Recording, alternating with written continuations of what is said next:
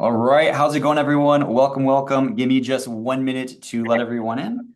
There's still a lot of people joining the club right now. While I'm letting them in, feel free, you guys can turn on your cameras. I can see your beautiful faces. This is a live call. At the same time, ideally, if you guys are able to maybe mute the mics, that way it can just reduce background noise for the other participants, the recording. We are going to be doing a live call. So at that time, you guys can turn on your mics, ask those questions live.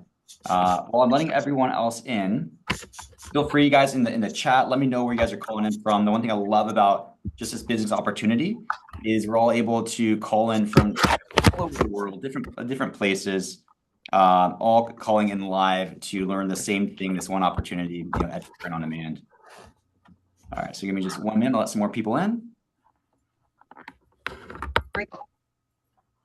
All right, guys. For everyone that I just let in, essentially, I was just saying, welcome, welcome. Feel free, you guys can turn on your cameras. The only ask is ideally if you guys are able to mute the mics. That way, it just reduces the background noise before we dive into the training. Just for all of the other participants and the recording. Regarding the recording as well, the recording will be sent to you guys. So if at any point you missed part of it, or maybe you got to leave early, or there's a part you just wanted to rewatch, the recordings will be sent to you guys same day. So everyone will have access to the recordings, and it will be sent to you the same day. You guys can let us know where you're calling in from. Sorry, I'm muting a few people on mine as well. Is it supposed to have this much feedback, do you think, Matthew? Is there feedback on my end, or is it from someone else? I heard that. Oh, sorry. Again, let me know, because again, before we dive into an hour-long training, if there's feedback or if the audio is bad, I'd love to know now if you guys can hear me okay, see me okay, before we dive into the meat and the potatoes. Okay, so yes, there is feedback on my end. If anyone else is it, you guys can also let me know in the chat if it's essentially if you guys can hear you and see you just fine. So it might be on your end. If you have multiple lines open, like if you hear me on one speaker or another speaker, or sometimes people have like a phone and an audio on their laptops. Yes, I've got two things going. There you go. Okay, perfect, perfect. All right, so this is great. So yeah, I'm still letting people in. There's 100 of you guys joining in live. Super excited for this. Again, we just let in another probably 50 people. Again, we're about to jump into the call. I was just saying, welcome, guys. Feel free, you guys can turn on your cameras. The only ask is if we can mute the mics. As this is a live call, there is a replay. You guys are able to essentially at the very end of the training, we are going to have a live Q&A. So if there's any questions you have throughout the training, you guys can drop those in the chat. We'll answer those at the end of the call, and that's also a great time that you guys can get those questions answered live as well. So I'm just going to go through. I'm going to mute a few more mics. Could you please speak louder and slower? I'll do my best. Yes, yeah. So essentially, let me make sure I'm on the right mic as well. It's always jumping into these live calls. I just want to make sure we got good audio check, good visual check. I do. This is forewarning. I am a quick talker, so the replay is going to be perfect for a lot of you guys. I will try to slow it down a little bit on my end because there's a lot of essentially we're going to be giving you guys 3 years of just making and fine tuning a process in 3 days. A lot of golden nuggets. Hopefully, you guys have notebooks, pens, pencils. You guys are in a nice, quiet place, ready to learn. Maybe your second cup of coffee because we have a lot of great stuff we're going to go over. All right, so I'm going to go through. Again, I'm just going to meet a few more people, and we're going to go ahead and get started. Move this last one. All right, so before we officially dive into day one of our 3-day challenge, I want to essentially kind of give you guys like the agenda. Like, what does the next 3 days look like? And is it worth your guys' time? That's one thing I respect the most and value the most is time, right? I want to make sure that the hour that we spend together live on this call is the most best thing that you've done today, the most positive ROI for your time, your business done today. That's my goal, and hopefully my commitment that you guys keep me accountable to by the end of day 3. So what I want to do with you guys over the next 3 days is essentially I want to build a framework. I'm gonna try to talk about this. So I want to build a framework, a path of just starting out, or essentially where you're at in your business right now. So there's 100 of us on this call, like where you guys are in your business right now to that $1 million level. So if that sounds good to you guys, if that sounds like a good worth of your next 3 days, an hour per day, building that framework from 0 to 1 million and what that looks like, feel free, you guys can let me know in the chat below of essentially what I, in my personal opinion, view as the most important things, the things that we have to do in our business to drive our business forward. And why this is so important is let me know if this is you guys or if you guys can relate to this, is is have you guys ever watched like a YouTube video or a training, or maybe you guys have attended a challenge like this, and essentially by the end of that training, you just felt like this overwhelming feeling of all the things that you now have to go do, all the things that you have to update, change, fix in your business to again drive that business forward. Have you guys ever felt that before? I know that I sure have. When I first started my businesses, I'd watch hundreds of hours of YouTube videos, piece together questionable strategies. Also, maybe this is you. Maybe you've watched one YouTube video that taught one strategy, and you watched another YouTube video that taught a strategy, and they just completely contradict each other. This says to do one thing, this one says to do something else, and you just don't know which one to do or which one's right, or maybe which one's right for you for your business today. Have you guys ever felt that? So the powerful thing about essentially creating a framework of what, in my personal opinion, the things that we have to do in our business to drive it forward is if we can just focus on things that we have to do, then we can just tune everything else out. Everything else just becomes noise, distractions, that shiny object that we shouldn't even be doing anyways. All those conflicting strategies, we now have a baseline to compare it to. So that's what I want to do with you guys over the next 3 days is create a 3-part framework. The framework from going from zero to the $1 million and just focusing on the things that I think we have to do in our Etsy print-on-demand business to drive it forward.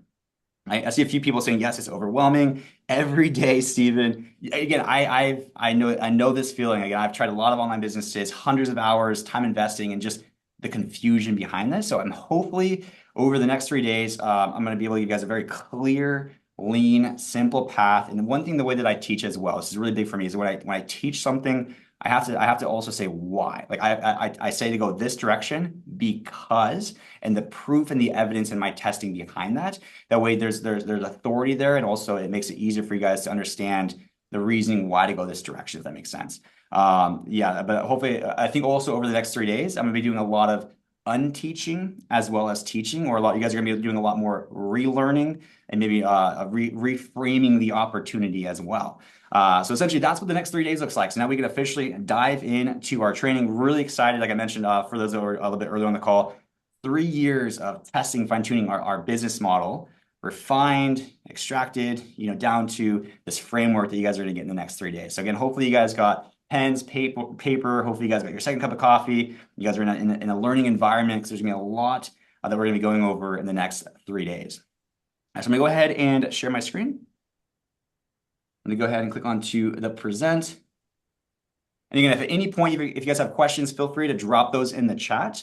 Or you guys can save them for the very end of the call. At the very end, we're going to go into a live Q&A. One thing that's really important for me as well is I want to make sure at the end of every single day of this challenge, I want to be available to you guys live to answer any questions that you have. And so this is a 3-day challenge where day 2 picks up off of day 1 and day 3 picks up off of day 2. So if you don't have a very firm understanding of day 1, day 2 is going to be that much more harder. And so I want to make sure if there's anything that you're like, man, that didn't quite sit well, or that makes sense, or I didn't understand that part, write it down, take note, ask at the end of the call. I want to make sure that by the end of day 1, you guys are locked and loaded for day 2. All right, so again, welcome to our Marketplace Success 3-day challenge. So before we officially dive into the challenge, I know some of you guys might know who I am. Some of you guys might recognize the face. Maybe you guys recognize the name. Maybe some of you guys have like no idea who I am and why I should spend 3 days with this guy and listen to anything that he has to say. And so for those people, I just want to say hello. My name is Stephen Chin. A little bit about who I am on this side of the computer screen. I am just a normal human, just like you guys.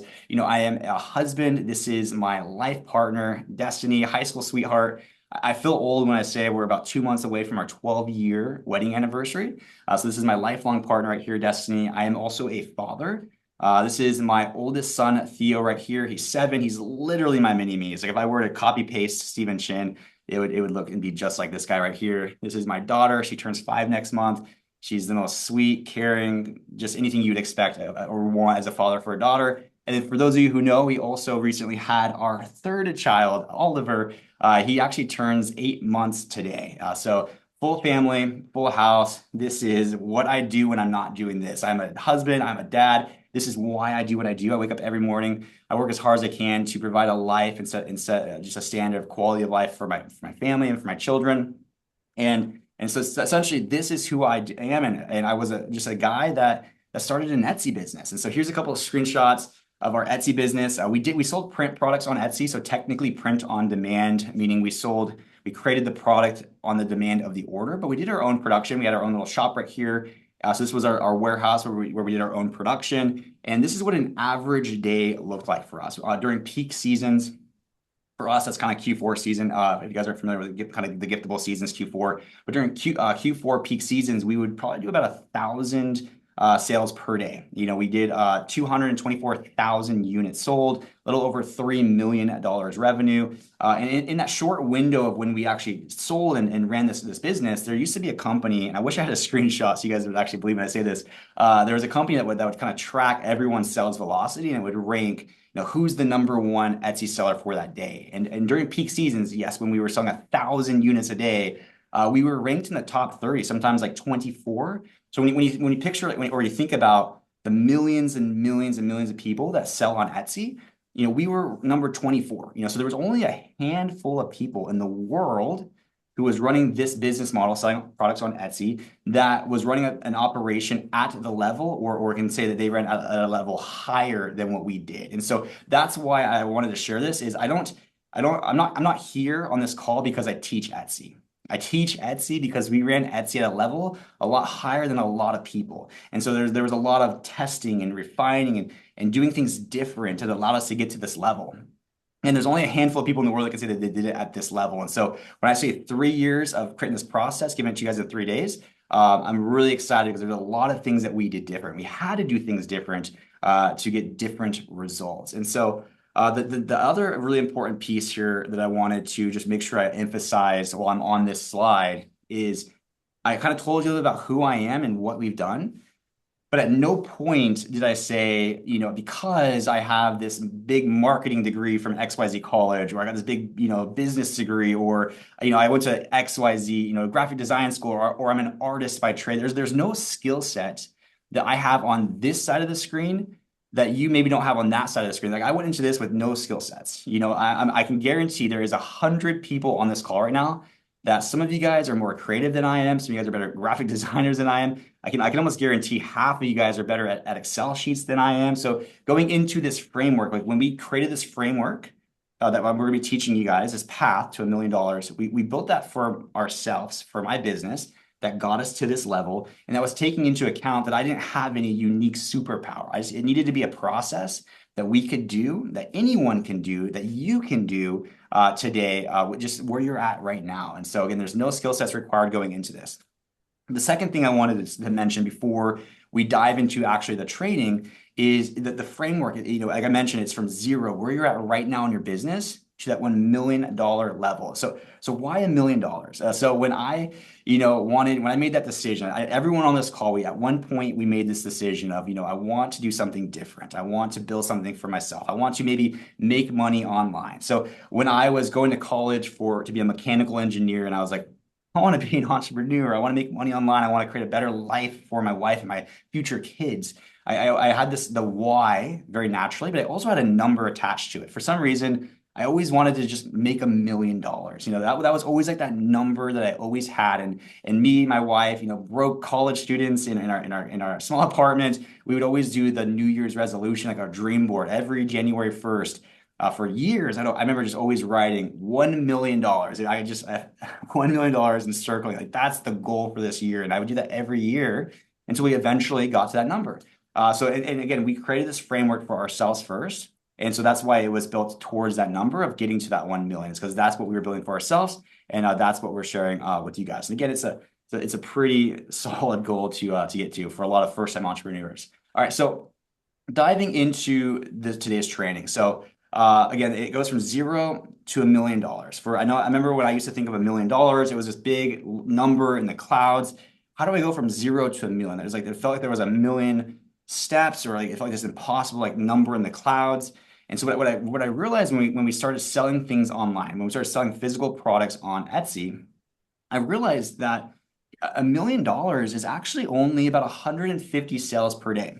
So if you can create a business, an online business, selling an average product at the average price point for Etsy, you only need to sell about 150 products per day, and you got $1 million business. And so I remember when I realized that was kind of like one of those aha moments that you have in business, where it took like this imaginary number, this impossible feat, and it made it tangible. It turned it into a goal that I now the goal isn't $1 million. The goal is I need to get to 150 sales a day. And if I can get to 150 sales a day, I got $1 million business. And so this was one of the aha moments that we had going into launching our Etsy business.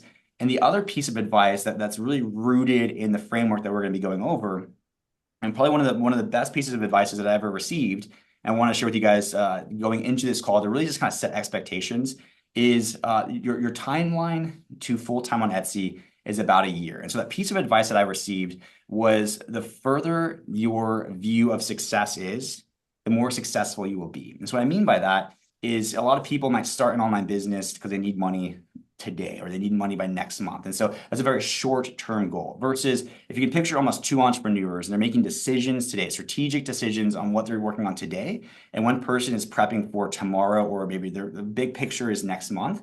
And the other person's picturing, I'm making these decisions today to best myself a year from now. So the further your vision of success is, the more successful you will be. And so I've talked to enough sellers. I've seen enough people at this point in time. We're talking, it's been years now. I've talked to thousands of Etsy sellers, and I've seen enough people go from following this framework from zero to the $1 million. I've seen too many people retire their husbands. It blows my mind. Like, a nurse or a teacher, they retire their husbands following, launching an Etsy business. And so I've seen enough people walk the path in its entirety to know that time to your why, the number we're trying to get you, maybe it's $1 million revenue, the length of time that this framework really sees its full potential, it's about a year. And so doing this business, doing it right, the time to full time, the time when you're able to maybe retire the spouse or whatever we're doing to start this on business, it's about a year. So I want to make sure before we dive into the framework, before we kind of really set expectations, is we're building for the year. We were going into Mother's Day season. We're still kind of early into the year.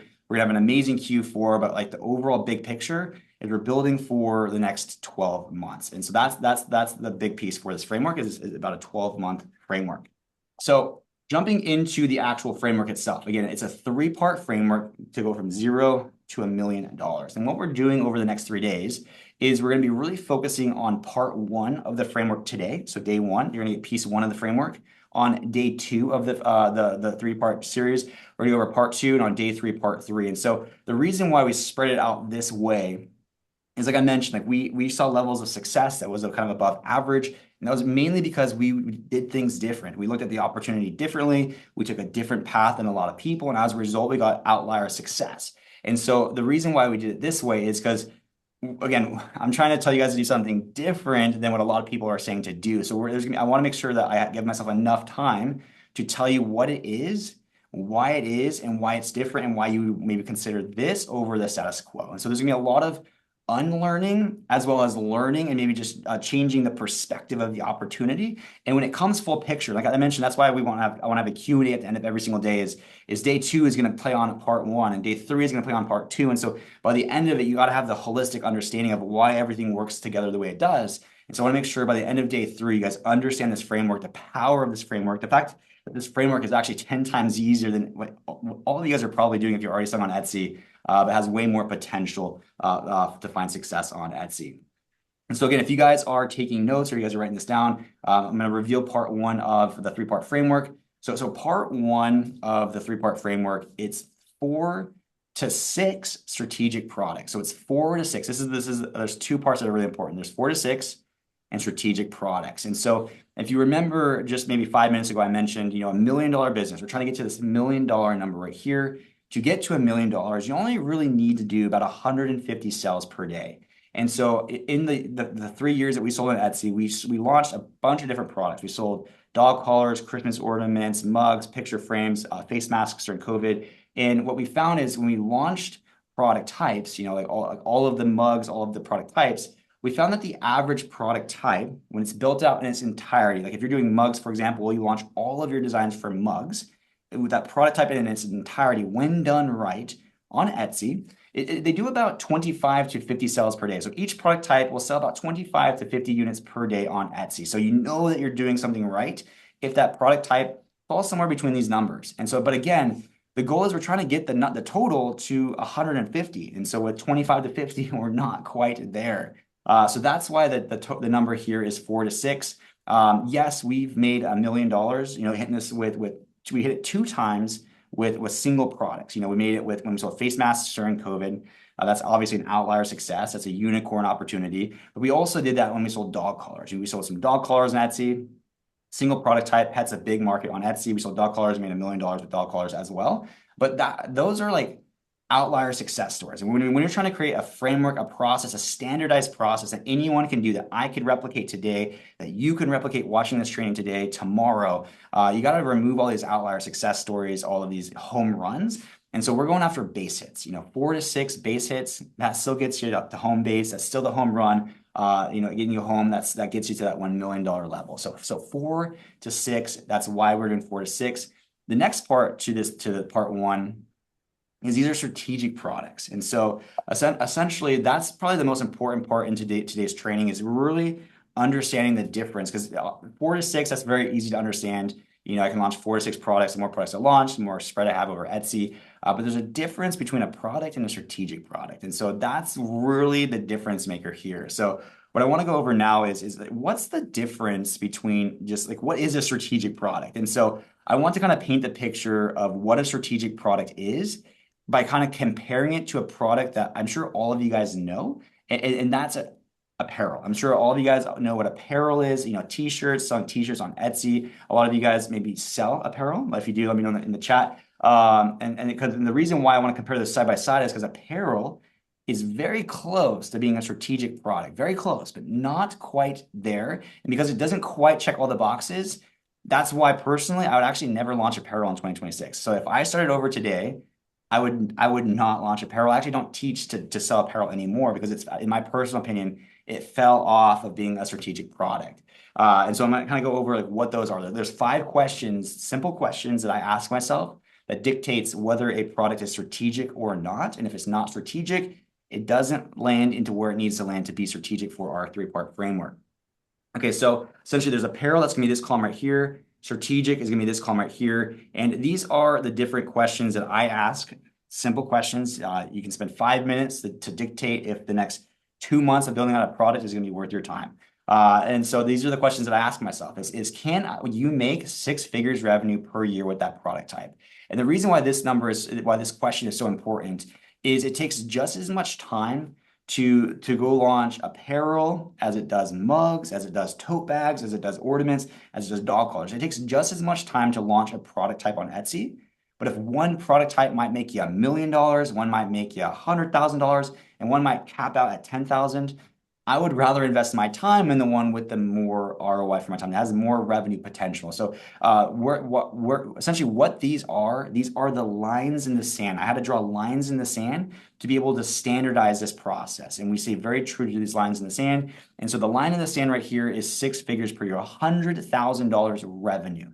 Because if it doesn't make $100,000 a year revenue, you're going to have to launch way more than 6 to get to our million. And I can quite easily find a different product that can. And so it needs to be a yes. But this is where apparel gets really close, is you can make 6 figures on Etsy right now today selling apparel. And for strategic product, it's naturally going to be a yes. The next question I ask myself is, does that product type make about $5 profit? So after Etsy's fees, after about 15% in advertising fees, after product costs and shipping, what's left in my pocket at the end of the order? Does it make about $5? Some products like ornaments have a lower sell price, maybe 25% margin would be what I would shoot for. But again, same thing is, if this product makes $3 profit and the other one makes 10, I'd rather do the one that makes 10. So again, the line in the sand is about $5, because if it doesn't, I can very easily find a different product that does. And I'd rather sell that one because I'm gonna have more profit in my pocket at the end of the order. So with apparel, yes, you can sell apparel on Etsy right now today and yield $5 profit after fees, after advertising, after everything. You can make $5 profit on Etsy today. The next thing is can you personalize it? So if you guys know me, I'm the founder of Hello Custom, a personalization automation tool. I'm all about personalization. That was the one thing I would not launch a product on Etsy unless you could personalize it. Etsy is a marketplace where people go to buy unique gifts. Essentially, they're giftable, they're personalizable, they're unique. Gift giving for Q4. So it was like the name in the game of our whole business was personalization. So if I couldn't personalize it, I wouldn't even sell it. Like it makes sense that you can personalize a floor mat, but maybe not a shower curtain, right? So it's like some products you can, some products it just doesn't really make sense. And so it needs to be a personalizable, giftable product. And so same thing. Can you personalize apparel? You can 100% personalize apparel. So so far, apparel is checking all the boxes. You know, so far you're getting reassured, justified for launching apparel on Etsy. This is where it starts to fall off the wagon a little bit. And again, why I don't teach apparel anymore, why I would personally never launch apparel on Etsy in 2026 is just where the market has shifted to and where the market is going. And therefore it has kind of dequalified it in my personal qualification as being a strategic prod is how many listings are required. And so what I mean by that is when you found the opportunity of apparel and you dove into the Etsy shops that you see, yes, this shop's making 6 figures, this shop's making 6 figures, this shop is selling it for 25 bucks, therefore I can yield $5. But those shops that you're looking at that make this a yes, how many listings do they have on their Etsy shop? So you actually can just look at their Etsy shop, how many listings do they have? And the reason why this is so important is if that shop requires more listings than another shop, then it therefore takes more work than the other shops to get to that same number. And so essentially right here, this is where it kind of falls off is for apparel, 2026, right now, at the time of doing this live, you need about 1,000 listings. Like you're not really going to find an Etsy shop that launched in the last 1 to 3 years that's doing 6 figures revenue per year, that's yielding a profit, that has maybe about, or if not more than 1,000 listings, which is crazy. And this number is actually only going up. What I mean by that is, you know, I've sold on Etsy for a long time. Product research was all the time. Even 4 years ago, when I was doing product research and I was looking at apparel, there was some shops. That's back when I was only selling, like I had face masks during COVID, maybe. So it was like 2021. There was this one shop that was just doing really good with apparel. And I remember I had 89 listings for masks, and this shop was just killing it with apparel. And I remember it had 350 listings. It was like the #1 apparel shop on all of Etsy, 350 listings. And I remember just being like, oh my gosh, that's crazy. How in the world did they launch 350 designs? They're crazy. That's so much. Which might be funny to some of you guys now because now the standard is now it's like almost the expectation is, you know, you need 1,000 listings. 2 years ago, I did a training, the Print on Demand $1 Million Challenge, where I did that on my YouTube series, and I was looking at apparel. I think the shops that made that video was like 750. That was just 2 years ago. Now, if I look at it today, at their time, you know, going into today's training, now it's at 1,000 plus. This number is only going up, and so there's a reason for that. And so you're diving into a market where you just need so much. Like in my entire lifetime of selling on Etsy, we never had 1,000 listings. If you had every listing that we ever did, never even once crossed 1,000. So I'm not a graphic designer. I'm not artistic. I don't know how long it would take me to create 1,000 listings, but 1,000 listings to just make a 6 figures revenue, that's a lot of time for little pay. So with my qualification for strategic product, where it makes the difference is when you see when you find a product that can make 6 figures revenue, that can make all the profit, you can personalize, and you go to their shop and they only have about 100 listings that's making this, that's 10 times less work for the same payout. That's strategic. And so this is where, again, apparel is just getting too competitive for me, too much time for less pay. And then essentially, is the competition high or low? And so you can kind of justify this, these kind of go hand in hand. You can almost justify a competition based on the amount of listings you need or how mainstream the product is, whether or not it's high or low. And so these are all quite literally lines in the sand. They're yes or no questions. And so you can say, and it has to be yes to all of them. You know, like, does it have about 100 average? No. Okay, move on to the next product. Because you can find within the next 10 minutes when that will be. And then you're spending the next 2-3 months building it out. You have a much better ROI for your time focusing on a strategic product than this one. And so I want to kind of dive into why I think this number went from 350 to then 750 to now 1,000. And God forbid, you know, by Q4 2026, it might be 1,500. Why it's getting more and more and more listings to get that same benefit on the back end. So I kind of want to dive in what I'm seeing. And this actually, I wasn't able to see this until I think I stepped out from being a seller. And I've been able to now talk to thousands of sellers and hear their stories and hear their pain points and see their direction they're going. And it was almost just like copy paste. And I was like, dude, like I think I heard that same onboarding or the same getting started to selling on Etsy, the same how you found the opportunity 1,000 times. And so it really kind of painted the picture that if I zoom out 10,000 feet, it became very apparent. And so I want to kind of pull you guys out of the weeds a little bit and kind of lift you into the air with me of like what is actually happening on the back end. And so I call this like the Etsy onboarding, or like this is like the Etsy print on demand. Very simple, but to paint the picture is so again, this is a lot of people. Most people that I talk to is they're right here. They want to make money online, or maybe they learned about Etsy print on demand. And so right by default, naturally, no one knows how to just out of the gate know how to go sell on Etsy or how to do print on demand. So we have to go learn how to do that. And then therefore we all go to YouTube. So we all go to YouTube and we type in print on demand or what is print on demand or how to Etsy or how to Printify, or we go to YouTube to learn how to do this business model. And so I'm actually personally friends with almost every single YouTuber. I've made a lot of just friendships since launching Hello Custom in the last 3 years. And I would say maybe 9 out of 10 of the YouTubers, they just naturally found their success through apparel. And we all teach how we found success. We all teach authentically how we found success, and they found success with apparel. So therefore they just naturally authentically teach their process, which is apparel. My process was a little bit different, which is what I'm gonna teach you guys over the next 3 days. But if you zoom out a little bit, if you come over to YouTube and they're teaching apparel, and it's also like the best just blanket product. Even if I'm trying to do a YouTube video on titles and tags or a launch strategy, apparel is so just known by everyone that I might just use that product as the example. And so when you come to YouTube to learn how to do it, and they're teaching you to do apparel, and the teacher themselves found success with apparel, and you go over to Etsy and you can find success with apparel, it just feels the most natural and the most comforting and the most just next step to go launch apparel. I mean, am I wrong? But why question it? You know, so a lot of people, they kind of default into apparel. They don't even question, they don't do product research. And so what you don't realize is you follow the YouTube video, you go launch apparel, you're like, this is amazing. I opened my Etsy business, I created my accounts, I launched my shirt. Why am I getting no traction? Like I turn on ads, why am I getting no traction? You know, like what's going on here? What you don't realize, and so I've talked to thousands of people, is millions of people did that exact same thing. 3 years ago, I used to go to Printify's website, and on their homepage, it would say 500,000 merchants strong.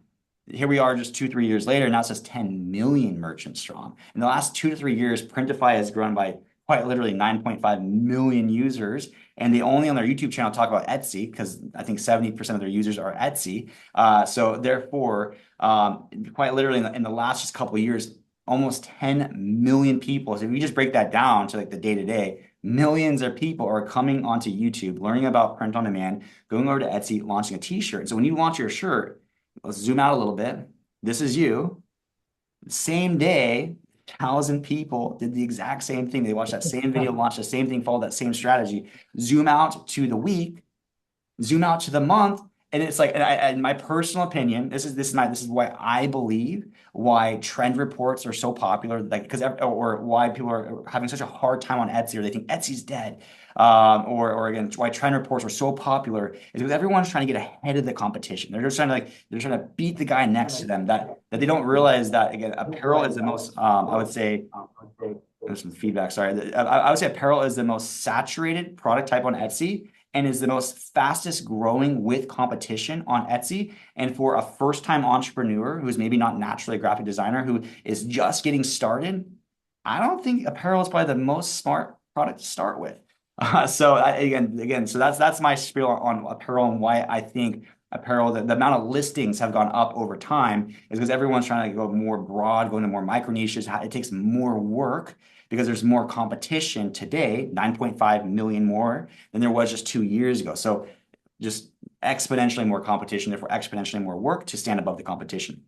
And so essentially, again, knowing me, I was like, I thought there has to be a better way. I'm not a graphic designer. I'm jumping into Etsy. I don't got time. I got a wife. I got kids. I got other commitments. I don't got 40 hours to dedicate to this business, but I'm trying to make $1 million. You know, that was the framework. And so I thought that there had to be a better way.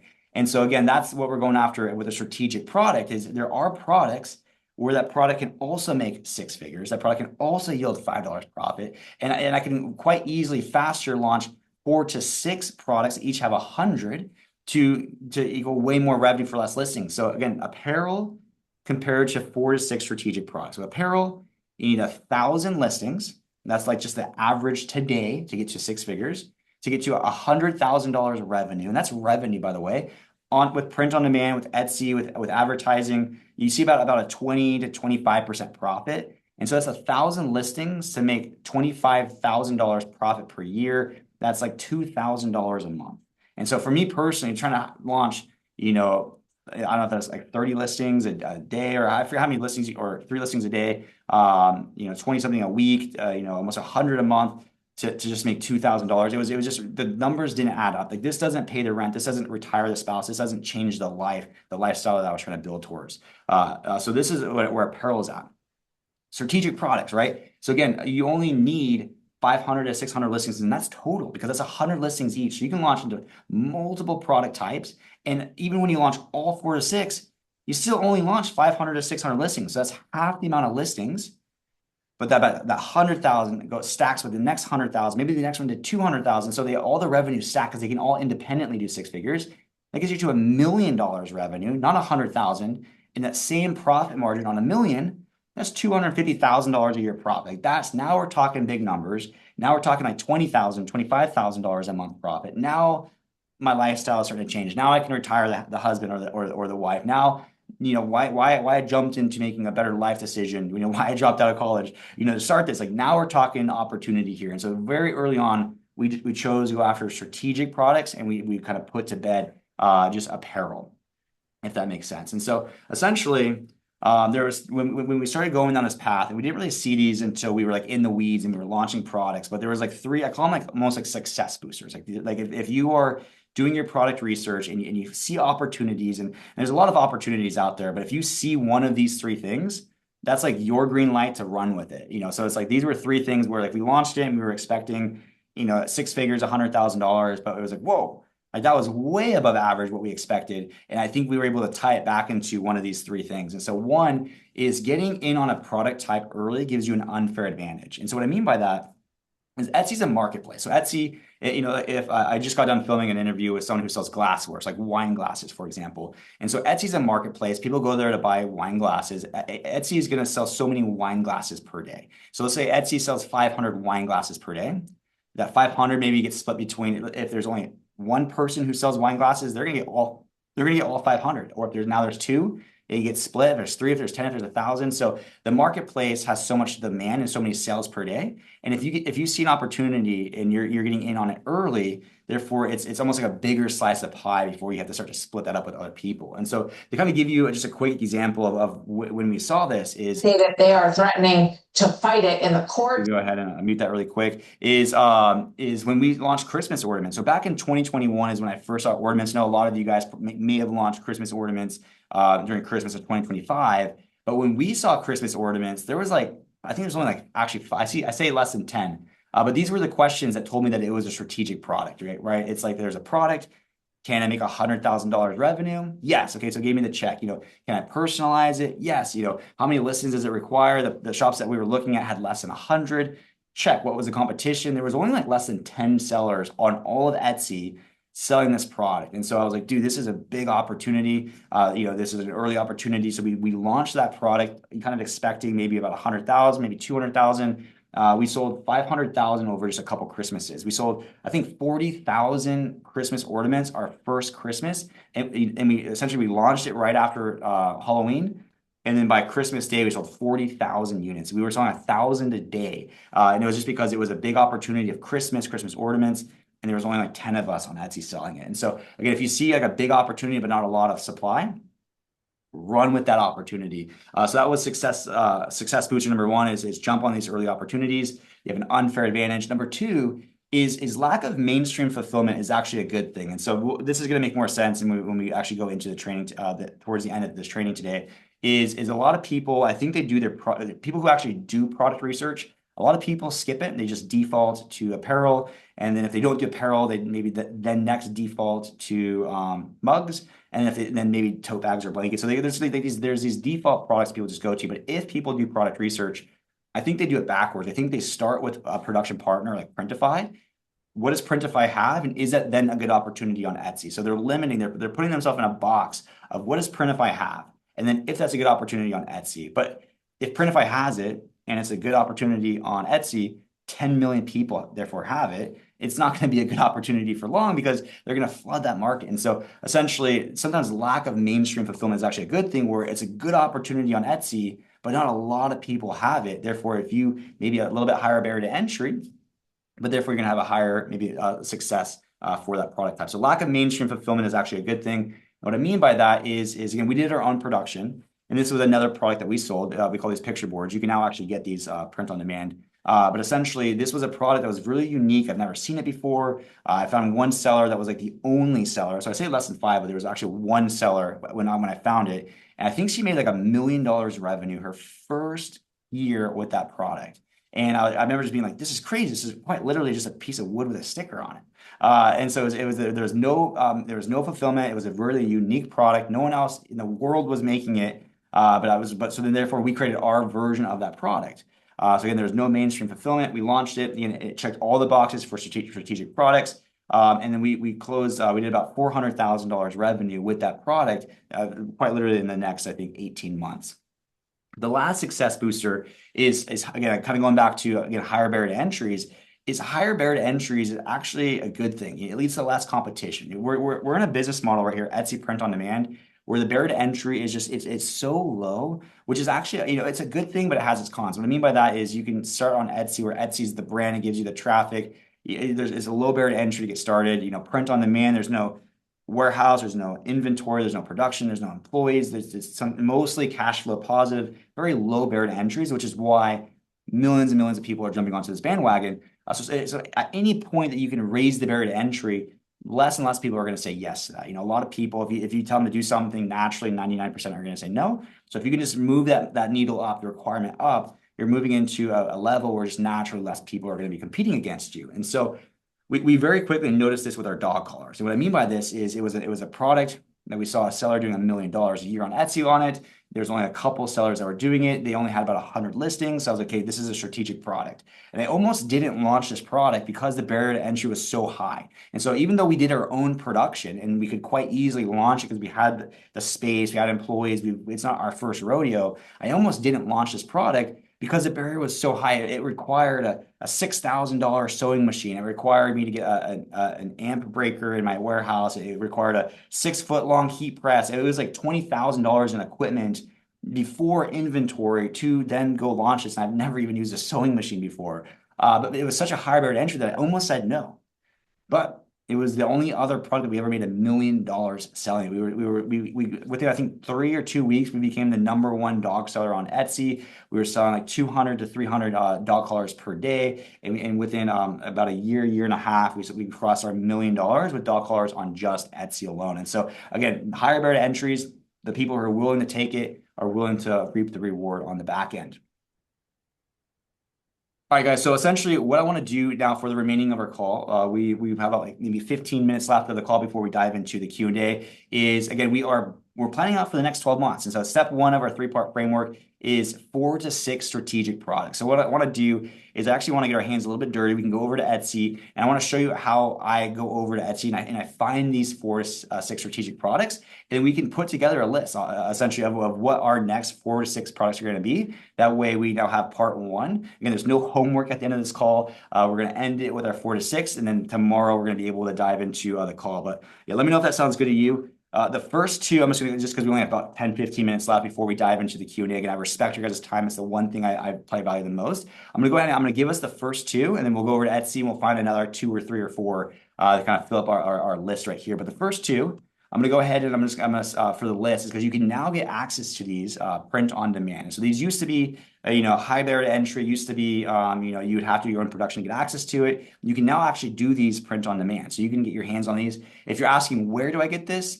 You got to wait till day 3 of the challenge. I'm gonna reveal all of the products I think that we're gonna go over today.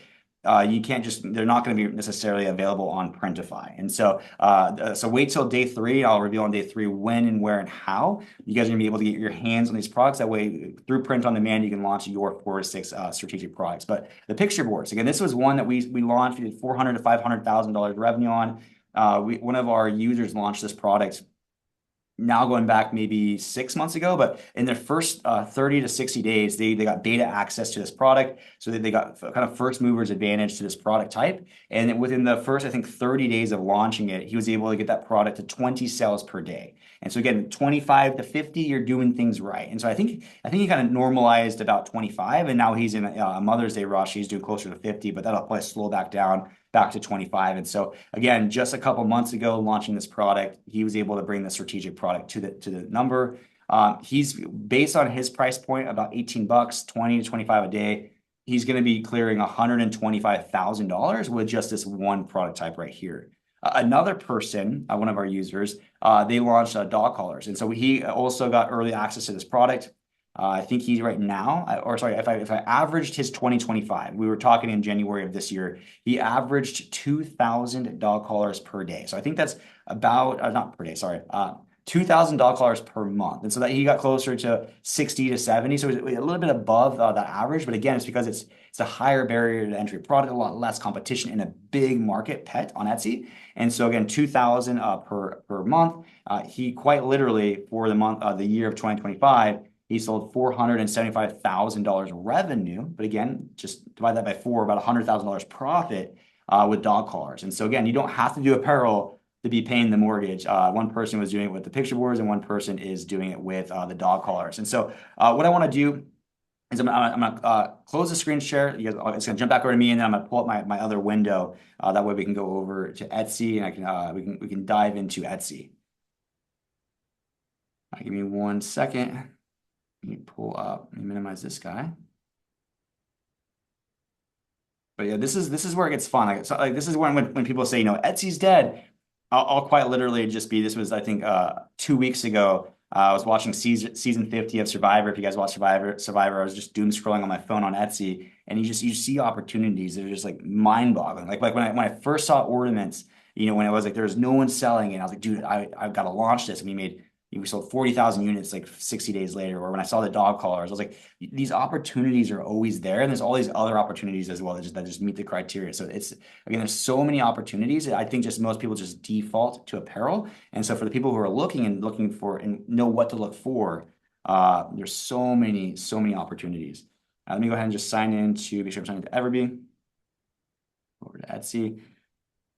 All right, so essentially, this will make more sense on day 2, we're going to dive into more of the framework. So this will actually make a lot more sense on day 2. But what I do in terms of how I find these products is I actually start on Etsy first. I don't want to put myself in a box of like, if I'm using Printify as a production partner, does Printify have it? Boom, that puts you in a box. I want to be like, does Etsy have it? We're selling on Etsy. If it's a good opportunity on Etsy, I want to find that product. And if it's a great opportunity, I can find a production partner. And if I can't find a production partner, I'm going to reach out to sellers and see if they want to fulfill for me. So there's always all these workarounds where you can get that product made for you without having to, do print on demand or in-house production. And so essentially the way that we would do this is we made most of, and this will make more sense. I'll go into more detail tomorrow's call because we're going to dive into a little bit more, but high level is we would make most of our sales in bigger niches. And that I think that makes sense is, the niche engagement is a lot bigger. A lot more people are looking for engagement gifts on Etsy than maybe housewarming gift, maybe, or there's some niches are bigger than other niches, and the bigger the niches, there's more customers. And so we would always dive into the biggest niches. And so I wanted to dive into big niches because if there's products that are just selling a lot of units, they're going to be ranked on page 1 for these big niches. If they're doing sales velocity, if they're doing $100,000 per year revenue, they're going to be ranked for some of these big niches, and they're going to be selling in some of these big niches. So essentially, we would always dive into these big niches, and then essentially we look for product opportunities that are not the default products. And so what I mean by that is, for example, one niche that we'd sell in was pet memorial. And so I just go over to Etsy, I search for pet memorial, and essentially what I do from here is I scroll down the page, and I just want to see if there's anything that is not the default product. What I mean by that, anything that is just not a shirt, a mug, a tote bag, or a blanket. If it's not one of those 4 things, it's gonna stop my scroll, and I'm gonna look at it because I want to say, like, is it strategic? Yes or no? And so we essentially you can use Everbee. There's a lot of tools out there that can kind of give you some data on the listings, estimated sales velocity, its age at a high level. But for example, like I remember scrolling on this page when I did this training last month, and I remember seeing this product right here, and I was like, what is this? It caught my attention. Again, all these are non-default products, but this one caught my attention. And you can click onto it, and it tells you right here that this listing right here is only 6 months old. So they launched this in probably December of 2025, and they sold 2,147 units. Estimated almost $20,000 revenue with this one product. And so the one thing with research tools that I always wary people of is a tool like Printify a tool like Everbee. This is the one that I personally use. I'm sure a lot of you guys use Everbee as well. It's actually my go-to. Is a lot of the data right here is Etsy doesn't actually give us this tool the data. Like a lot of these numbers are guesstimates based on metrics and formulas and equations they have. based on what Etsy does give us. And based on and what Etsy does give them is they do give things like age, like total age, and things like total sales, because they're able to see total sales, and they try to break that down on a trend line like this. And so that's why I always look at those two numbers. If you see me pull up Everbee and I'm looking at the listing age and the total sales, is because those are more true numbers. But when it comes down to estimated monthly sales, this could be true, it could be false, it could be average, so I try not to look at this too much. But I do like to use this as like a compass. Like if it says 616 here and it says 6 on this one over here, they're using the same equation from the same metrics, from the same search term for the same marketplace Etsy. Whether this is 6 or this is 616, I don't know. But I know that this one probably does 10 times more of something. But right here, like the sun catcher. So I'm gonna go ahead, I'm gonna click onto this view on Etsy. You can click onto, so essentially, again, is this a strategic product? So very quickly, 30 seconds after searching a niche, we found a product that may be strategic. And so the way that we qualify if a product is strategic, again, there's 5 questions that we ask. Looks like they sell other products too, is do I think we can make $100,000 revenue from this product type? And so that's all of these sun catchers combined, right here. So you can go ahead and we can pull up Everbee, click onto product analytics. I'm not sure if this seller is or is not, but we clicked onto this one right here, total sales, monthly revenue, right here, total revenue, 18,000. It's glitching out. We have 18,000 right here. We have 125 right here. A lot of zeros right here. So it looks like this one just has like one big hitter. And so maybe this person's not quite doing 100,000, but it gets my attention. Like maybe Suncatchers is a good product. So then you can always come back over to Etsy and actually just search for Suncatcher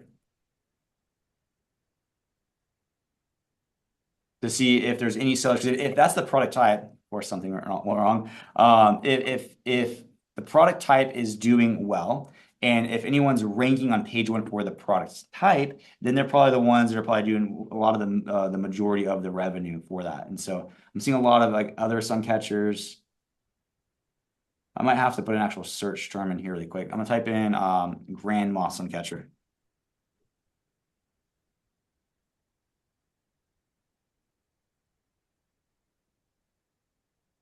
All right, we got some. I'm gonna let Everbee load really quick. I'm just scrolling down so we can let Everbee's just load on the page. All right, so scrolling back up. It looks like a lot of these are. So one thing too is it looks like anything that says like 1 month, any data that Everbee shows for 1 month, it's just not enough collected to give you guys good numbers. I'm seeing a lot of 1 months right here. So Etsy might just be rotating listings so some of these older ones. Let's see really quick. Yeah, for some reason I'm only seeing these new listings, but I did this training last month and there were a ton for Pet Memorial where they were on average selling 15,000 units per year, about 1,500 per month. And so this was just an amazing opportunity. It looks like Etsy's doing it's where it rotates listings sometimes. One that we found, just for the sake of time, we're just going to give you guys some of the products. But again, how we find these, we dive into the big niches like engagement, scroll down page 1, what's a non-default product, ask those 5 questions. If it's a yes to all 5, write it on a list. You go through that, you create a list that's big enough, and then you just pick which one might be the best opportunity. So the last time I was doing this, I came across this shop, which some of you guys may be familiar with or not, because I've talked about it a little bit instead of our group coaching. So I'm gonna show you this one. I'm gonna show you one more. I'm gonna show you guys that one where I was doom scrolling and it blew my mind. So this one, in January, I came across this shop right here. For some reason, Etsy's not showing me the products I'm wanting it to show me. So the brand that I found was Off Colored Candles. Let me just show you guys really quick. Off Colored Candles. Off candle color. Off. I think Etsy's being weird right now. Let me see. Off color.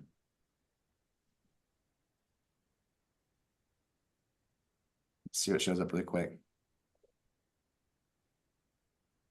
All right, so this company right here, we searched for, I think it was engagement. We found this one, we searched for a candle, and then we found this candle shop right here. Again, I found them in January where it said 1.5 months old and it was like 38,000 sales. They did $750,000 revenue their first year on Etsy. And so again, the product here was an 8-ounce frosted candle. And so why this one was such a big opportunity is candles on Etsy It's been around since day one. And so why I think this shop right here it was doing such a great job is they're a pattern interrupt. Like when you see these are bright, they're light, they're colorful, they're funny. But it's mainly the branding here versus if you search for candle on Etsy, a lot of what candle is it's dark, it's moody, it's amber jars. And so there's a lot of just dude, Etsy's not wanting me to teach you guys today. Let's see really quick. You know, a lot of the candles on Etsy are these dark, moody amber jars. And so again, this is what's been on Etsy for, you know, since day one. And so when you see these dark, moody, even some of these listings, Etsy must be changing something with their show up. But again, these dark listings, right? So if you're seeing dark all around you and you see one that's just bright, colorful, vibrant, white frosted, it's a pattern interrupt. It's what quite literally stops the scroll, grabs their attention. If they like what they see, they'll click onto it. And that's why they're able to quite literally go from 0 to 42,000 sales in 2 years. And so trying to find a shirt company that does that. And they only have 339 listings. And so and I think a lot of those are more like holidays and things like that. So quite literally, they're able to get to multiple six figures with a fraction of the work. The one that I found the other night, the one that if I was still selling Etsy today, I would even consider just like opening up a production shop just to launch this one myself, was again, it's a gift voucher. If it's even, I'll let it load for me. Let me see. Etsy's being weird. And so some of you guys might be even, what's a gift voucher? Exactly. I've never even heard of a gift voucher, never even thought about a gift voucher. Etsy, you're killing me. Let's see if I can even get to the product to show you guys. So a big part of selling on Etsy is, let's see, Etsy.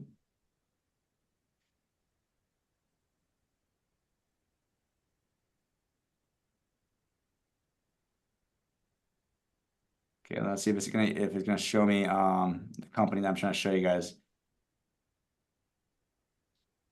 think it's this one right here. Okay, so look at this for just a second. Is okay, 1.5 years, which means it launched into Christmas, not this last Christmas, but the Christmas before that. 345,000 sales. And so if you average maybe let's say $30 profit, they made maybe $500,000 to $700,000 profit Christmas just 5 months ago. And that's on a brand new store. So yes, they got a crazy number of listings, but I think they just went overkill on the listings because they have a ton of different product types like these cards. But the ones that were doing a lot of the sales, it'll work, or like this product right here. So gift vouchers where you have a little scratch off. And so let me see if I can find one. See if I can pull up Everbee really quick. Product analytics. I'm gonna go ahead and grab the total sales. I'm gonna filter this thing by most to least. Let's go ahead and just grab this one right here, view this thing on Etsy. So it was like this one right here. So this is a product I've never seen, never even thought about, but this is the new ornament for 2026. Like if it's like, am I launching ornaments this Q4 or am I launching gift vouchers? This one, I would personally launch this one. And the reason why this is such a crazy opportunity and why, again, there's products like this that I just found scrolling on my phone, watching Survivor, is the 18 months old, they sold 4,100 times. And there's so many things that they're not even doing. Like if you guys have sold on Etsy, you guys know the power of having a low display price. They don't have that. Maybe you guys know the power of doing a daily flash sale. They don't have that. Maybe you guys understand the power of design variations. They don't have that. The love it guarantee, the features and benefits, images, they don't have that. You scroll down and you see that they're located in the United Kingdom with a 2-week lead time with $10 shipping for a piece of paper. So if you can just imagine if the processing time was 1 to 3 days, got to you by Friday, end of this week, for $4.99, $5.99 shipping instead of $10, how much maybe better this would rank and show up. And so this is what just like really just blew my mind. Like when I was, let me go ahead and just pull this up on Everbee again really quick. Shop analytics, go product analytics, click onto this guy. I'm gonna filter this by most to least. Click onto this one. I'm gonna filter this by, I guess it's the last 12 months. As you'll see, it's got a strong Q4. But you can imagine a gift voucher. Like imagine if they optimize for niches like Valentine's Day. Now it's a Valentine's Day gift or birthday gift or graduation gift. And so I can imagine this getting more sales off season than like a Christmas ornament. And so essentially what I wanted to show you guys coming off the PowerPoint onto the screen is that you can jump over to Etsy today in May of 2026 and find strategic products that are killing it. People who launched in the last 1 to 3 years were making the 6 figures on Etsy, selling these products that aren't the standard quote, t-shirts or mugs or tote bags, frosted candles, sun catchers. There's again the gift vouchers. There's so many of these edge products. That's where I found a lot of my success, was selling these other product types. Like we found our success selling ornaments before that was trendy, dog collars, those picture plaques and things like that. And that's where I think a lot of the opportunity is going after these other products. So let everyone else go after apparel, and we'll just go a different route. And so essentially, and it's a lot easier to launch 100 gift vouchers or 100 candles or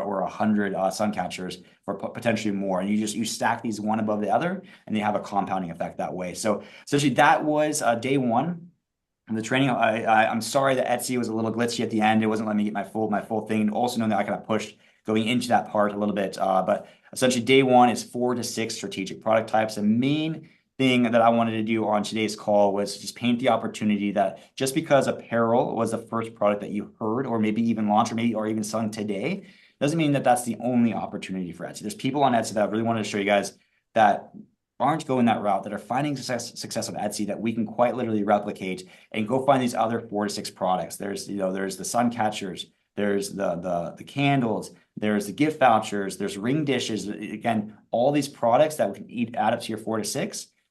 Next question is, okay, well, Printify doesn't have any of those products, or at least at a price point that's profitable on Etsy. Where can I get those? Again, wait till day 3, and I'll essentially give you everything's going to come together, full picture on day 3. So what I want to do now is, I see there's a lot of comments in the chat. I'll jump through those as well. But if you have any questions, or if there's any part of what I said today that didn't quite sit well, feel free. You guys can turn on your mics, turn on your cameras now, ask those questions. Before we end today's call, I want to make sure that day 1 really set well with you, because we're going to be picking up tomorrow with day 2, and day 2 quite literally stacks on day 1. So I want to make sure that day 1 makes sense before we add more to the framework going into day 2. All right, so give me one second. I'm going to go over to the chat really quick. So some of these might be older because we're going back now an hour from some of these questions. Perfect.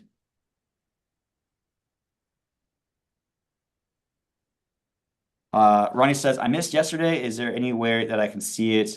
This is the first session. Okay, thank you, Kim, for answering him there. Yep, this is day 1, day 2 tomorrow, day 3 on Wednesday. If at any point you guys miss a day or can't attend certain parts, or you guys want to watch the replay, same day. So by later tonight, or depending on what time zone you guys are in, you guys will get the replay emailed to the email that you registered for. It's not going to be immediate. By the time we end this Zoom call, sometimes Zoom takes 2-3 hours to give me that video. But as soon as I get the video link, I emailed it to everyone who attended live.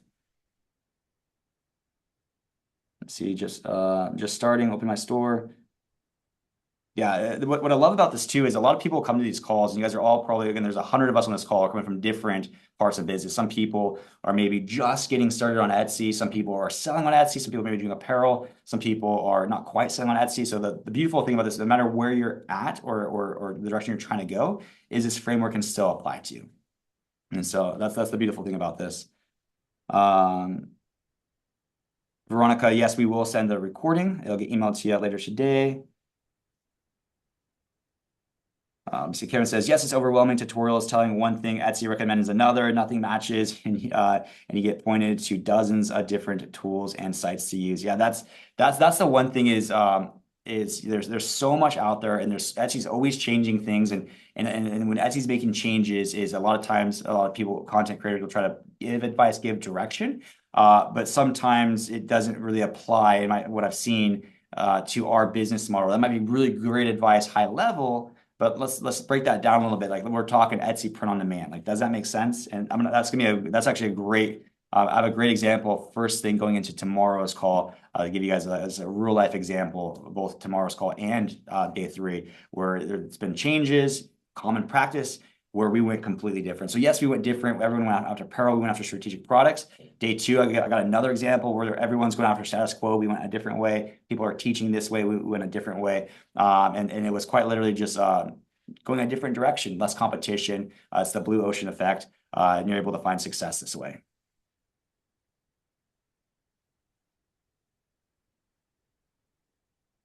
Next one says, it feels like I'm missing a lot of things for doing it well. I'm glad you're here. So one thing about the framework, if you were here at the beginning, I mentioned like going into launching our Etsy business. I have a wife, I have children, I have a life, I have commitments. I don't have, when I was launching our Etsy business, I don't have 40 hours a week to dedicate to this. And so I wanted to have a very lean, practical, balanced process. And so the 3-part framework that I'm giving you guys is like 3 years in the making of testing everything. Like I went to college for mechanical engineering. I love to be able to lift up the hood and tinker and move around and A/B test everything and keep what works and remove what doesn't work. And so over 3 years, we've been refining and taking things out and taking things off the plate. Like I mentioned, just the things that you have to do. Like that's all that's left is the things that you have to do. And if it's there, it's because I tried to take it out and I had to put it back in. And so again, there's a lot of things that you have to do it well. Is we have, in my personal opinion, the most refined lean version to be able to still get outlier success. Next one says, I just set my Etsy store with no graphic designs or super creative, so I am at 0 level. So when I started on Etsy, again, I'll say this today, is I sold on Etsy for 3 years. We sold 224,000 of my print products, so my designs. I'm here now 6 years later. I would say that I'm still not a graphic designer. I would say I'm still not creative and I'm still not good at art. And so on Valentine's Day, I did like a little date thing with my wife where we like got canvases and paints and I was painting her for 20 minutes and she was painting me for 20 minutes and we turned it to see what she looked like. And the next morning our kids wake up and they're like, who's that? And I was like, that's mom. And they're like, I'm not an artist. I'm not a graphic designer. What I like to say is Etsy does not reward creativity or if you're a graphic designer or not. Etsy rewards product market fit, and we're able to reverse engineer that. And so again, I was able to create a process. Again, I went to college for mechanical engineering. I need a standardized process. And so we're able to reverse engineer product market fit. And again, the fact that I'm not a graphic designer, you do not have to be. Most people on this call are probably first-time entrepreneurs, not graphic designers. You can still do this framework and find success. It's because that's not a requirement, in my personal opinion, for Etsy. Kim says, Etsy store is on vacation mode, ready to learn and refine what is sitting there and what needs to be updated and possible rebrand. Yeah, so this is the perfect time to learn and maybe potentially adopt this new framework and launch that direction. That was my biggest problem on Etsy, being seen between these thousands of new apparel every day and not being seen meant no sales. Exactly. So, everyone was thinking Mother's Day. Everyone's launching mom designs, grandma designs, Nina designs, teachers, nurses on t-shirts. Someone goes over to Etsy, they search for, mom shirt, and there's hundreds of thousands of results. What's the probability that they click onto yours or buy yours? And so again, it's just you're that one little tiny speck on that big yellow screen versus like dog collars. Like when I sold dog collars, it was me and like 3 other people. And so when someone searched for Halloween dog collar, it was like a 1 in 3 shot. Even if they threw a blind dart, they're going to land on my listing. So just out of having sheer less competition on some of these bigger niches, even if you're not doing everything right, just by sheer probability, you can get more clicks and then therefore more sales that way. Next one says strategic makes sense. Quality and quantity is equally both important, but quality is more important. Yeah, exactly. So I would say there's a lot to this business model, and so I'm showing you guys just this one piece right here. But there's 99 other things that need to be done right for you guys to go from 0 to 1 million. But again, that first step is we got to pick a product. So we got to pick a product. Is that going to be a shirt, a mug, a tote bag, or a candle? So picking the product is step number 1, and then naturally everything else comes secondarily. But again, where I see a lot of people, I've talked to hundreds, if not thousands, of Etsy sellers. And what I found is a lot of people, they almost skip the product research phase. They just default to like when they think, oh, I'm starting an Etsy print on demand business. Like even just saying that, it's like assume that it's going to be apparel. So it's just like let's not just assume it needs to be apparel. Let's take one step back. Product research is not hard. Again, you go to Etsy and you find a product that says yes to those 5 questions, and then it's worth adding to your list. You do a list of maybe 4 to 6, and which one's the best opportunity? Which one sells the most? Which one has the most profit? That's the one I'm going to launch today. And again, it takes 5 minutes to justify what the next maybe 5 months might look like for you, a better ROI for your time. And so that's just step 1 is choosing the right product, because everything else takes just as much time to do quality designs, quality SEO, everything. But the right product can dictate whether or not you're jumping into a saturated market or a product opportunity that has room for growth. Next one says, where and how do I do product research? I kind of jumped on it a little bit.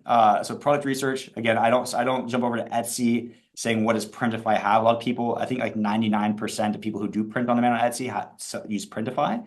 Because like I mentioned, there's a growth curve where Printify went from 500,000 to 10 million. And if you look at that growth curve and you look at Etsy's growth curve during COVID times, they were quite linear. And so I think a lot of that growth actually came from people doing print on demand on Etsy via Printify. So a lot of people, they'll go over to Etsy and says, does that Printify product sell well on Etsy? Yes or no? If yes, then they'll do it. Or if no, they'll go look for a different one. So we actually, we start on Etsy first. And so therefore we're not putting ourselves in a box. There's hundreds of Printifys out there. Everyone does just use and be our top Printify. And so what I do is the process that we just did, find 4 to 6 strategic products, and then we compare them to each other. Which one is the best opportunity? Which one maybe requires less listings, or which one maybe might make more profit, or which one has more sales velocity, excuse me, or maybe which one's better for the season we're in right now. Like we just went into a Mother's Day rush. So some products were better than for Valentine's Day than maybe some other products. And so then therefore we would launch that product. Product launch, building it out in its entirety might take 2 to 4 months. And then when you're done with that product, it's time to move on to the next product. I wouldn't assume that list is still a good list. I would just do it all one more time, recheck those numbers on the other 4 to 6 that you didn't launch. If there's anything new, create your new list, pick the best one. And so you're essentially only doing product research when you're about to launch a product, and then only when you're about to launch the next product is when you do it. How much will it cost for product research? So Everbee, the one that I use is Everbee. They have a subscription. There's a handful out there, but the one that I've been using, so the one that I will use in the trainings, the ones that I recommend is Everbee. And so they have typically, I don't know if you need the full plan for the product research plan, but I think that it's been a minute. I think it's about $30 a month, maybe $39 a month for Everbee. And essentially it's for the product research. And the beautiful thing about that too is again, it takes just as much time to launch one product as another product. And back when we first got started, like before Everbee existed, before all the other tools existed, is you had to do this stuff manually, and we would spend weeks doing it. Now it's a click of a button. So in my personal opinion, you either have time or money. So if you have time, you can technically do a lot of the stuff manually. You could do that 100%. But if you're just trying to justify the numbers, get the reassurance to go launch the product, $30 for the time saving, in my personal opinion, it makes sense. Let me see really quick. Jumping over to the next one. Ellen says, I want to sell digital products only. So on Etsy, just for context for everyone, is there's kind of 2 opportunities. There's physical products and there's digital products. And so the reason why I never went the digital products route is because I'm not creative. I'm not a graphic designer. I was able to reverse engineer product market fit to create my version of. But essentially, if someone is like, I am the artist, I am the graphic designer, I can create those graphics, those glyphs, those not animations, but essentially those clip arts that people want to buy. If that is a skill set, you can 100% sell the bullets to the war or the shovels to the gold mine. But for me, I didn't have that skill set, so it was never in my cards. Both are great opportunities.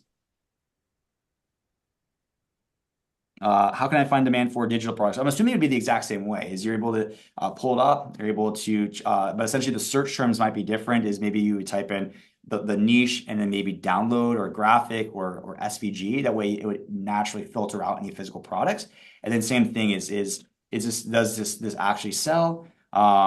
It's actually I don't know. Actually, it'd be assuming if people are creating enough graphics within a niche to justify, because it's not like you're not like containing on a product type. It'd be a bunch of different graphics. But in terms of how you would justify if it makes sense to go launch that design, it'd be is the niche big enough? Product market fit, same thing. Product market fit. Are you using the right design attributes for what's selling on Etsy today? And then your design needs to have that, because if that's what they're looking for, that's what you have to have for them to want to buy your graphic.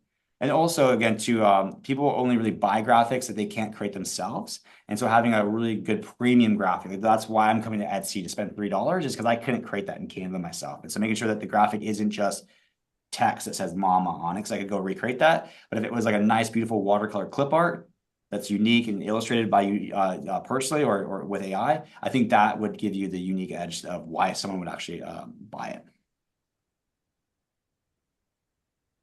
Where do you get Christmas ornaments to customize? And so again, print on demand. The one that we use right now for Christmas ornaments is called Inner Circle Prints.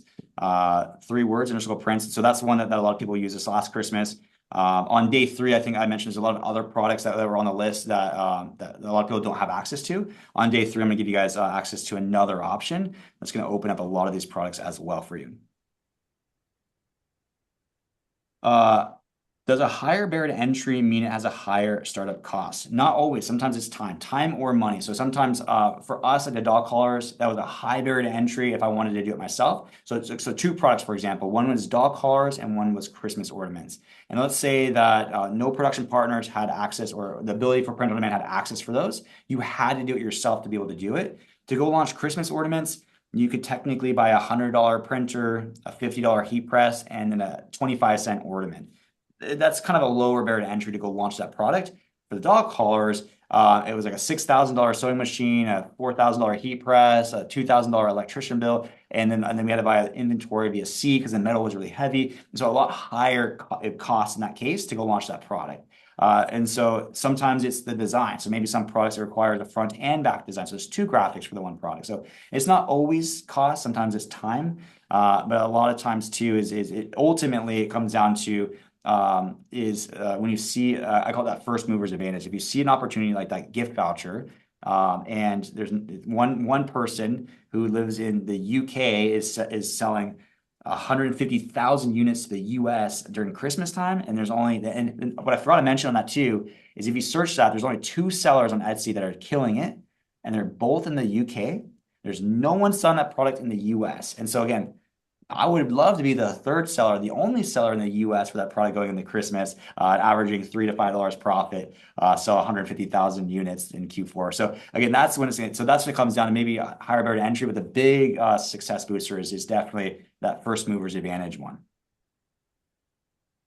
Yeah, but that's just it blows my mind with that one. It's just because again, it's a big opportunity that, again, no one really knows. But then you imagine if they launch into all the other niches, like I was saying, like the graduation gift. There's for teacher appreciation, all these other gifts, and then it's just a voucher. Like it's almost like a birthday card, but it's a gift voucher. And so I think that's maybe just going to become even more trendy when people start to launch it now for this Christmas, and same thing for customers seeing them. Next question says, I'm a Canada-based seller using US-based POD providers, but the Quebec location on my profile seems to be a friction point for US buyers. In fact, my only sales so far have been local buyers near me, which makes me think Etsy is over prioritizing my physical location. Beyond setting the shipping origin to the US, what is the #1 branding or psychological trigger that you'd use to reassure customers of the algorithm that they're getting fast domestic US shipping? So one is if you are using POD providers, the ship from location. So one, if they're like on your, like they click onto your actual, let me share my screen real quick so I can show you what I'm referring to. So when someone is like right here, they don't know if you're in Canada, like when they search for, candle. And if this isn't an ad, so then they click onto your listing right here, they don't necessarily know that you're located in Canada. And if you're using US-based production print providers, I would make sure that you set them up as a production partner and use that address, that zip code as a location. That way, when they do come here and they click onto where's the shipping? The ships from right here, it would say, California or wherever that US production partner is located would be right here. So the only time I think that they would know that you're in Canada is like when they're looking at like you, it's like it would be your name and then it would be like Canada. Or if they click onto let's go ahead and click onto the store name right here, or like right here, it might say Canada right here. So being that most people they search for what they're looking for, they click onto the listing, and then they buy it. I think making sure the production partner is the US location is going to help you the most. If you're trying to look for some conversion boosters to kind of outweigh that, if you think that this might be hurting your conversion and you're looking for some other things that help your conversion, there's a couple things that I call conversion boosters. And so one is definitely having a low display price helps. Having a low display price, we'll go over this more a little bit as well, helps you get more clicks. Having a daily flash sale. So imagine that instead of this saying limited time, it had a countdown timer, 13 hours and 41 minutes.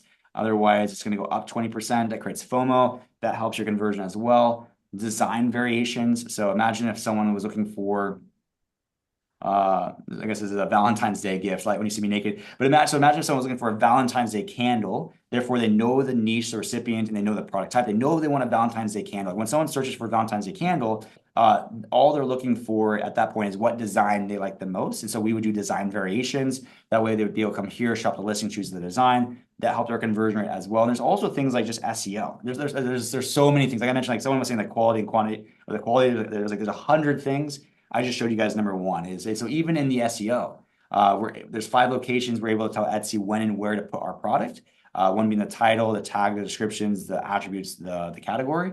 And so in the SEO, I call it search intent. You know, it's the reason, the intent of why they search what they search. And so if someone was searching for a gift for her, why would they search that? That's someone who has no idea what they're looking for. They just don't know they need a gift for her. So they don't know the niche. They don't know the product. They're shopping. That's a search term that has the most search volume, therefore the most competition, but the lowest conversion rate.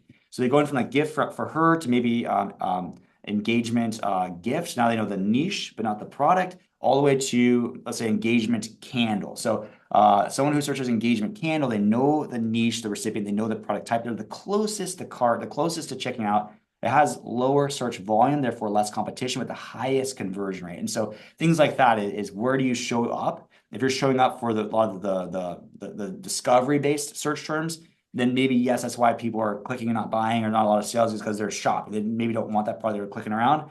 But if you're optimizing for those really closest to cart, the buyer intent search terms, you're going after the people who are ready to buy. And then it just comes down to not necessarily your location, but your design. So there's a lot of little decisions that go into that. But there's, I would say, a couple of those conversion boosters would outweigh it. But a big one is make sure your production partner is set up for the listing, because most people will see that location before. And that would also be the lead time, and the arrival time would be based off of that location. That's where the product's coming from versus, your Canada physical address. Endless possibilities, Stephen. Yes, endless possibilities. Again, I'm on Etsy just a week ago finding that. And it's like, again, that's endless possibilities. Etsy is not dead. Apparel is just saturated. Just kidding. How does that work for digital? Okay, that one was earlier. Is there going to be a recording sent? Yes, right after, later today, every single day, same day, you're going to get the recording. So later today, you'll get day 1. After our call tomorrow, you get day 2 and day 3. I just barely was left because it said the meeting was at capacity. Interesting. I wonder if that's why we never had more than 100 people on today's call. I'll have to check that for tomorrow. My bad. If anyone tried to come in and there was a capacity limit, going into tomorrow's call, I'll make sure that's not based. Where is Everbee located? It's just an online tool. So you can just go to everbee.io and you can download it. Physical location, they have employees virtual. Yeah, the Chrome browser, thank you. Oh man, looks like we got 26 more messages. Canada base. Oh, let's discuss digital products.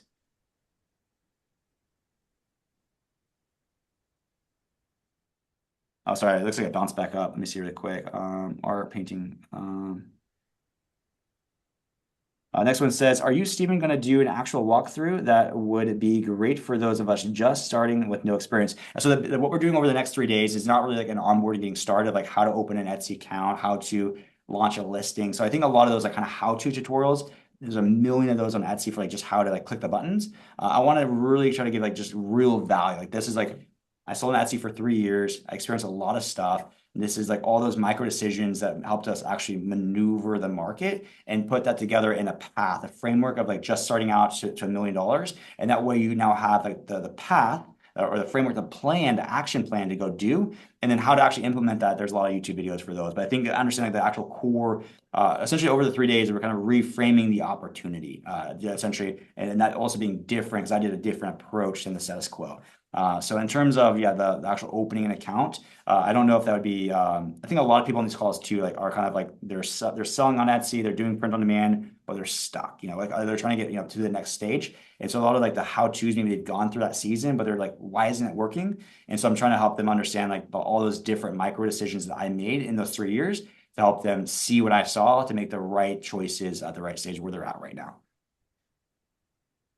Next one says, how do you figure out what kinds of things to search for to see if they could be good? Like you knew dog collars, candles, sand catchers. I could look those up because they've been suggested, but we're ready to go for ideas for product types. And so product research, it's not hard, just a lot of people skip it. Go over to Etsy and I search for big niches. So big niches, I go into the search bar and I don't search a product type. So I want to see all of the product types. I'm not searching for like engagement candle. I want to just see engagement in general. So I would search for like engagement, what's on page 1, wedding, what's on page 1, anniversary, what's on page 1, pet memorial, teacher, nurse, Christmas, personalized, all those kind of big niche search terms. I search for those and I scroll down page 1.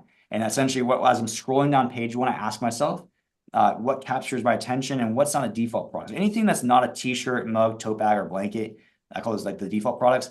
I stop and I click onto it and then I ask myself those 5 questions. If I click into the shop, does everybody show that it has high sales velocity? Do I think based on that sales velocity and that price point, does it add up to be about 100,000 revenue?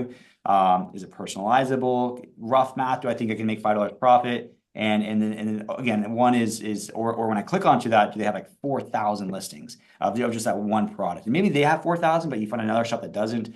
So you essentially the 5 qualifying questions at that point. And that's, again, it's not complicated. You're just searching, you're scrolling, you're clicking on things that will capture your attention. And if it says yes to those 5 questions, you add it to the list. You wait until you get a handful of them and you compare them to each other. Which one would be the best one to do today?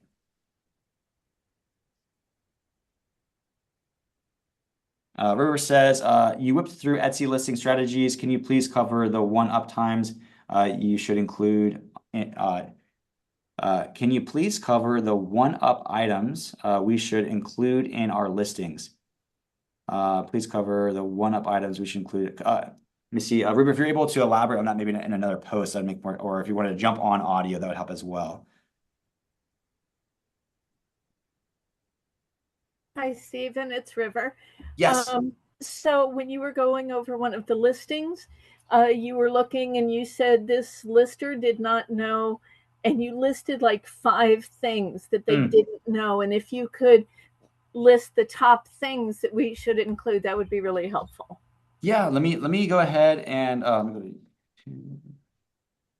share really quick. I'll list it and I'll also point you to a resource.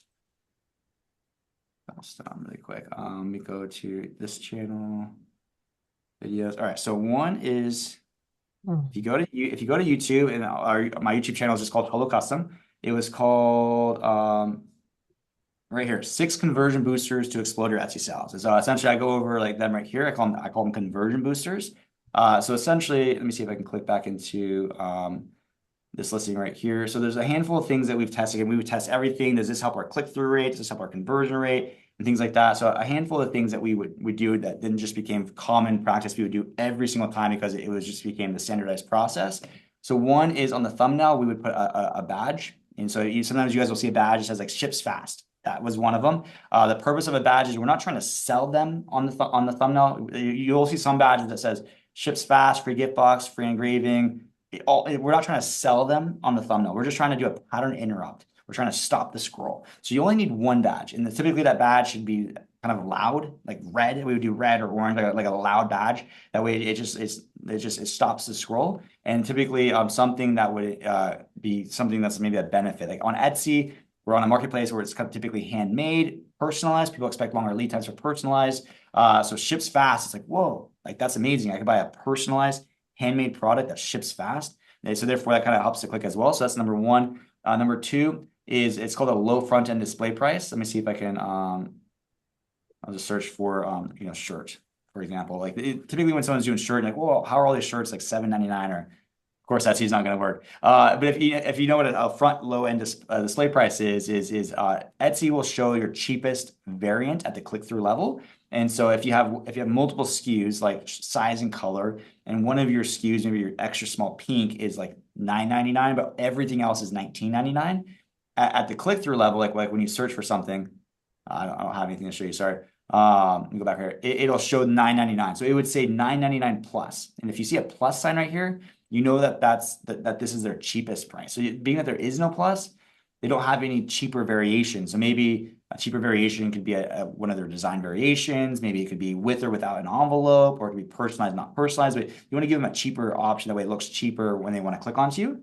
Number two is they have no sale. So we would run a daily flash sale, like, 50% off and a countdown timer that creates FOMO, fear of missing out, that if I wait till tomorrow or sleep on it, it might go up 50%. So they don't have the little display price. They don't have the sale. They don't have the badge. Next is we would do 1 to 3 day processing time. So again, it ships fast, but they naturally don't have that because it's coming from the UK. Is you want this date range to be no more than, again, at most 2 to then 7 days out. But the fact that it's a one to 2.5 weeks, that's just going to really hurt your conversion rate. And then shipping is, we found when you kind of go above $6.99 for a product that weighs less than a pound, that also hurts your conversion rate. So the fact that they're charging almost $11 for an envelope, I can imagine that's going to hurt the conversion rate. So essentially everything that we would do on a listing level to make the offer that much more appealing. I mean, again, they have a great product, great design. But everything else, I don't think they've checked those boxes. And so that makes it that much more of an opportunity than if it was the same product and they were doing everything. It would still be a great opportunity, but I think this is that much more of an opportunity. Quick example is when we launched dog collars, we found that dog collar company, they were doing about $1 million revenue per year. And same thing, they had no design variations, no display price, no badge, longer lead times. They weren't doing any of those things. We launched dog collars with all of that, and we passed them up in daily sales in like 2 or 3 weeks.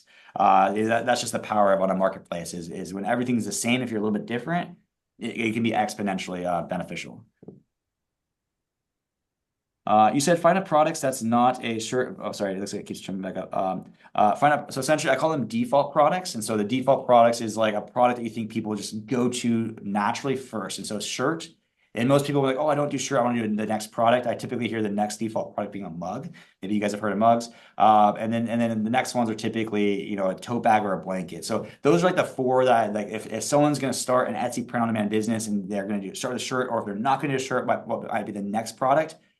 In my personal opinion, the strategy is like, let them have the shirts, let them have the mugs.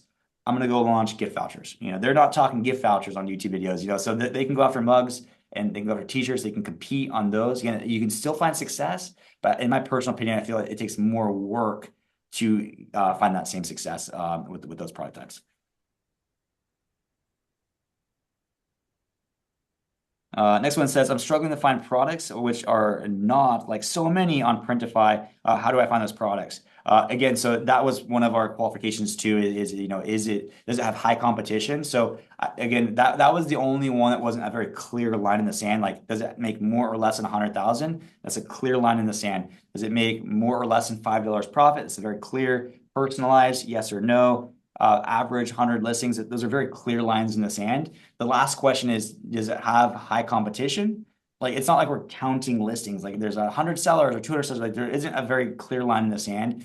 So when we're actually doing product research, that was one of the questions that we kind of made it a more clear line in the sand was, can you find it on Printify at a price that's competitive or at a price that's profitable? Because again, if Printify has it and it's at a price point that can be profitable at the average sell price on Etsy, it's a great opportunity today. But if 10 million people have access to it easily, it might not be a good opportunity next week because they might all just jump onto the opportunity. But if you find these products like these gift vouchers, which is like, or even the 8-ounce candle, again, Printify has an 8-ounce candle, but for $9 more expensive. It's more expensive on Printify than you could buy the same product on Etsy at retail. So therefore, Printify sellers actually don't have access to that product at what it needs to be able to sell competitively on Etsy. So that might be a way to justify if it's clear or not. But mainly, I would say those would be the 4 that I would look for.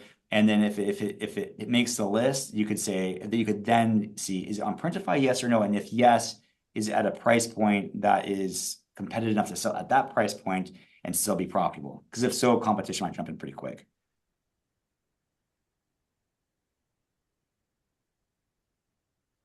Michelle says, how are you going over product promotion? Product promotion, again, so essentially for product promotion, we tested a bunch of different things. One is we test social media. We tried an ads agency. We tried like Facebook ads and Google ads and push it to Etsy. We found the most best, easiest, simplest way to do it was just using Etsy ads. is if people are going to Etsy. Etsy is an online marketplace where people go buy something. And so if someone's going to Etsy with the intent to buy something versus Facebook, you got to interrupt them and be like, hey, here's an offer. So I'm going to Etsy to buy something and I'm searching for what I want to buy, engagement candle. And if I see an engagement candle on a marketplace that's selling what I'm looking for, you're just finding the right person at the right time with the right intent. And yes, ad costs have gone up a lot, but even the ad costs where they're at today is still cheaper than Facebook ads, but at the right place with the right intent to the right person. And so we just found that ads were the best way to promote. And then we were able to, knowing that we have a couple of launch strategies that we developed to be able to just expedite the speed of how that actually works on Etsy. So imagine if you had bought shares in Printify with all that growth. Yeah, no, exactly. If I knew Printify, someone says, just imagine if you bought shares in Printify with all that growth. For context, they went from 500,000 to 10 million over 2 years. So they saw some exponential growth in that period.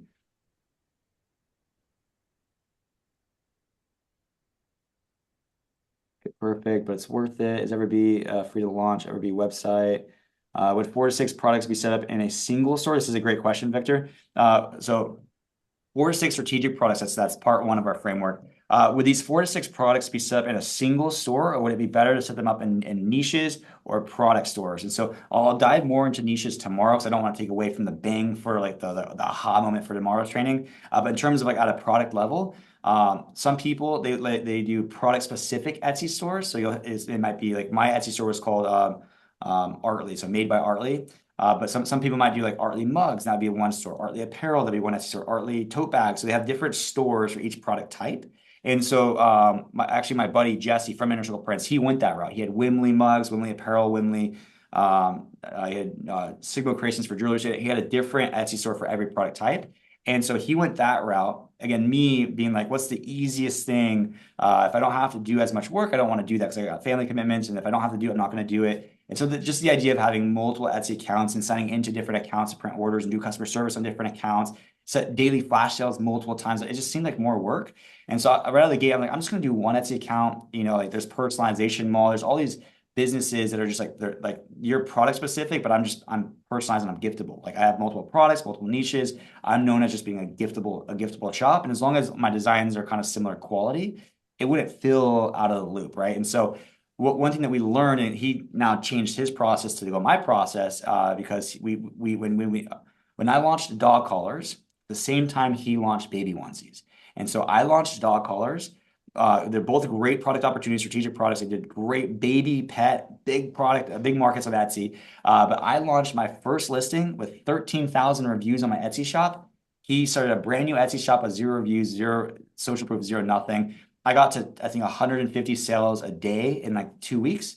I think he got his first sale in 2 weeks. And so we saw instant growth. It took him about a year to get to what he was wanting to do. That took us 2 weeks. And so the thing by stacking your products on the same shop is you can piggyback off of all the previous success. Like when you launch your first product, yes, you have no reviews, but you eventually get reviews. And when you launch your second product, maybe now you have 200 reviews. So when you launch your very first candle, that listing says 200 reviews next to it. So you have that social proof, the repeat customers, people get notified when you launch new listings. All of that starts to compound. When you launch your third product, maybe you now have 700 reviews. When you launch your fourth product, maybe now you have 2,000 reviews. And so it actually gets easier and easier and easier the more you go up the products, because you have more and more social proof, repeat customers, people favoriting your shops, getting notified, versus starting over every single time. And so we went with our Etsy shop, we went broad on product type, broad on niches. And we found that was just the easiest. And it's easier. It's 1 sale per day. It's 1 place for customer service. It's one location.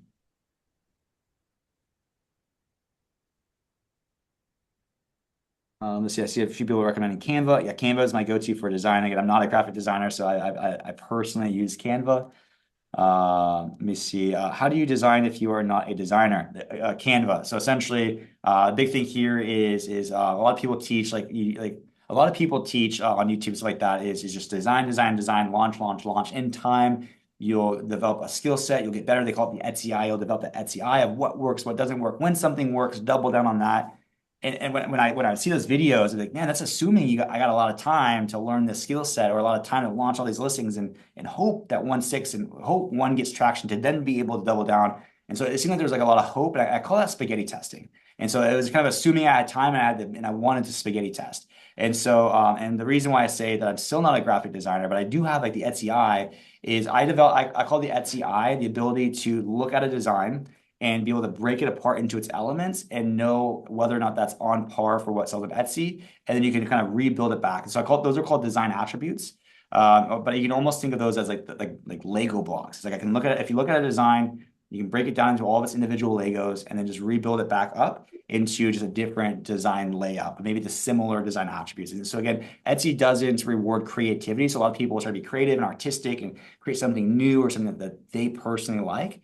Etsy rewards product market fit. Did it sell? And is it selling more than the listing next to it? And so if something's selling, like we're looking at it for a reason, it's ranked on page 1 for that search term, is what you'll also see, and we teach this too, is a lot of best-selling designs are not unique. And what I mean like that, you look at this design and this design and this design, and they're very, very similar. It's because their product market fit. They're maybe just using different design attributes or organizing a different layout, but they all have that product market fit. And so the ability to be able to look at a design and be like, okay, this is all the typography they use. They use all caps and spacing here. They're using a sans serif font, like all those little micro decisions that made it look elegant and airy and fresh versus just text. So all those like little things that you're able to eventually see, break it apart, and then just recreate.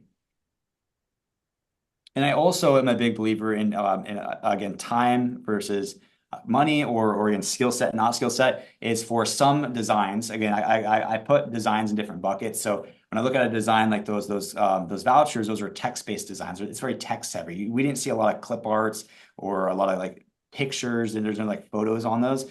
So essentially there's like text-based design, there's image-based designs, there's pattern-based designs, like our dog collars, those are patterns. So for the ones that are like image-based designs that maybe like Christmas ornaments, for example, there's a lot of clip arts on Christmas ornaments. I didn't create those clip arts, like all those very, very pretty watercolor red trucks. I didn't create those. I just spent $1, went over to Etsy and I bought that, and I put that element onto my product itself. Christine says, is Samara going to go into strong SEO and building momentum? I am interested in increasing views, and I don't know what I don't know about SEO. So tomorrow, so today, tomorrow, and the next day, it's more high level than that. So I would say like design, SEO, your listing images, like, all those things. It's one step down. Right now, this is the business model and the direction of why we're doing it. And again, by end of day 3. Almost everyone on this call and everyone who goes on this call, they're going to have a complete mind shift. And the way you're going to go about this business is going to be completely different. And so that's step 1 is essentially learn the framework, understand the framework. And then if you choose to adopt the framework, like this is now the new direction. And then SEO will be done this way because we're doing the business model this way, if that makes sense. So we're one step above SEO on this 3-day call. But yeah, SEO is the most important thing. Is again, with Etsy, the beautiful thing about Etsy is it's a search-based platform. People go there, they search for what they want. Etsy organically delivers results based on what Etsy thinks is going to lead to a sale. And we're able to tell Etsy where and when we want to show our products. And what I mean by that is we tell Etsy through our title, our tags, our descriptions, our attributes, and our category that when someone searches this, I want the opportunity to show up. And so it's your SEO that if you're plugging it with a bunch of like the gift for hers or gift for her and him and Christmas gifts and all those broad things, it's like that's like it might seem like really high search volume. If they can just see my product, it'll sell. We have a very standardized, way left process of going after the other search terms that are very intentional. Where I say where, it's like engagement candle, but when I say when, the person searching for engagement candle had already done the gift for her, engagement gift. They kind of fine tune. Okay, I want an engagement candle, and then they search for engagement candle. That's when I want to show up. I don't want to show up anytime over here. I want to show up when they're ready to buy. And so little things like that really helps your conversion rate. What's SEO? That's search engine optimization. It sounds technical. It's not. It's just essentially search engine optimization is how you tell Etsy where and when you want to show up for, and that's through your search terms, like the words you put in your titles and your tags. That's considered SEO technical terms.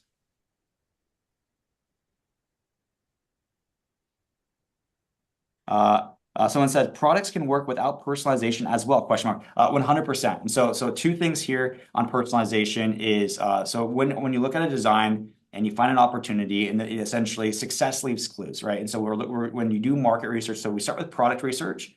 We're saying yes to candles. We're saying yes to sun catchers, dog collars, for example. Then we do market research. What designs, what niches, what design attributes for that design, that niche we're going to put onto that design is so we study the market, and then so again, we want to have product market fit. That's why we study the market, because we're not graphic designers. We want to study the market and recreate what's working today. And so if you find designs and niches that don't require personalization, then you don't have to. But if you study it and you see personalization, that tells me that is a key design attribute that I need to have. And if I don't have it, it might be, again, all the work for nothing.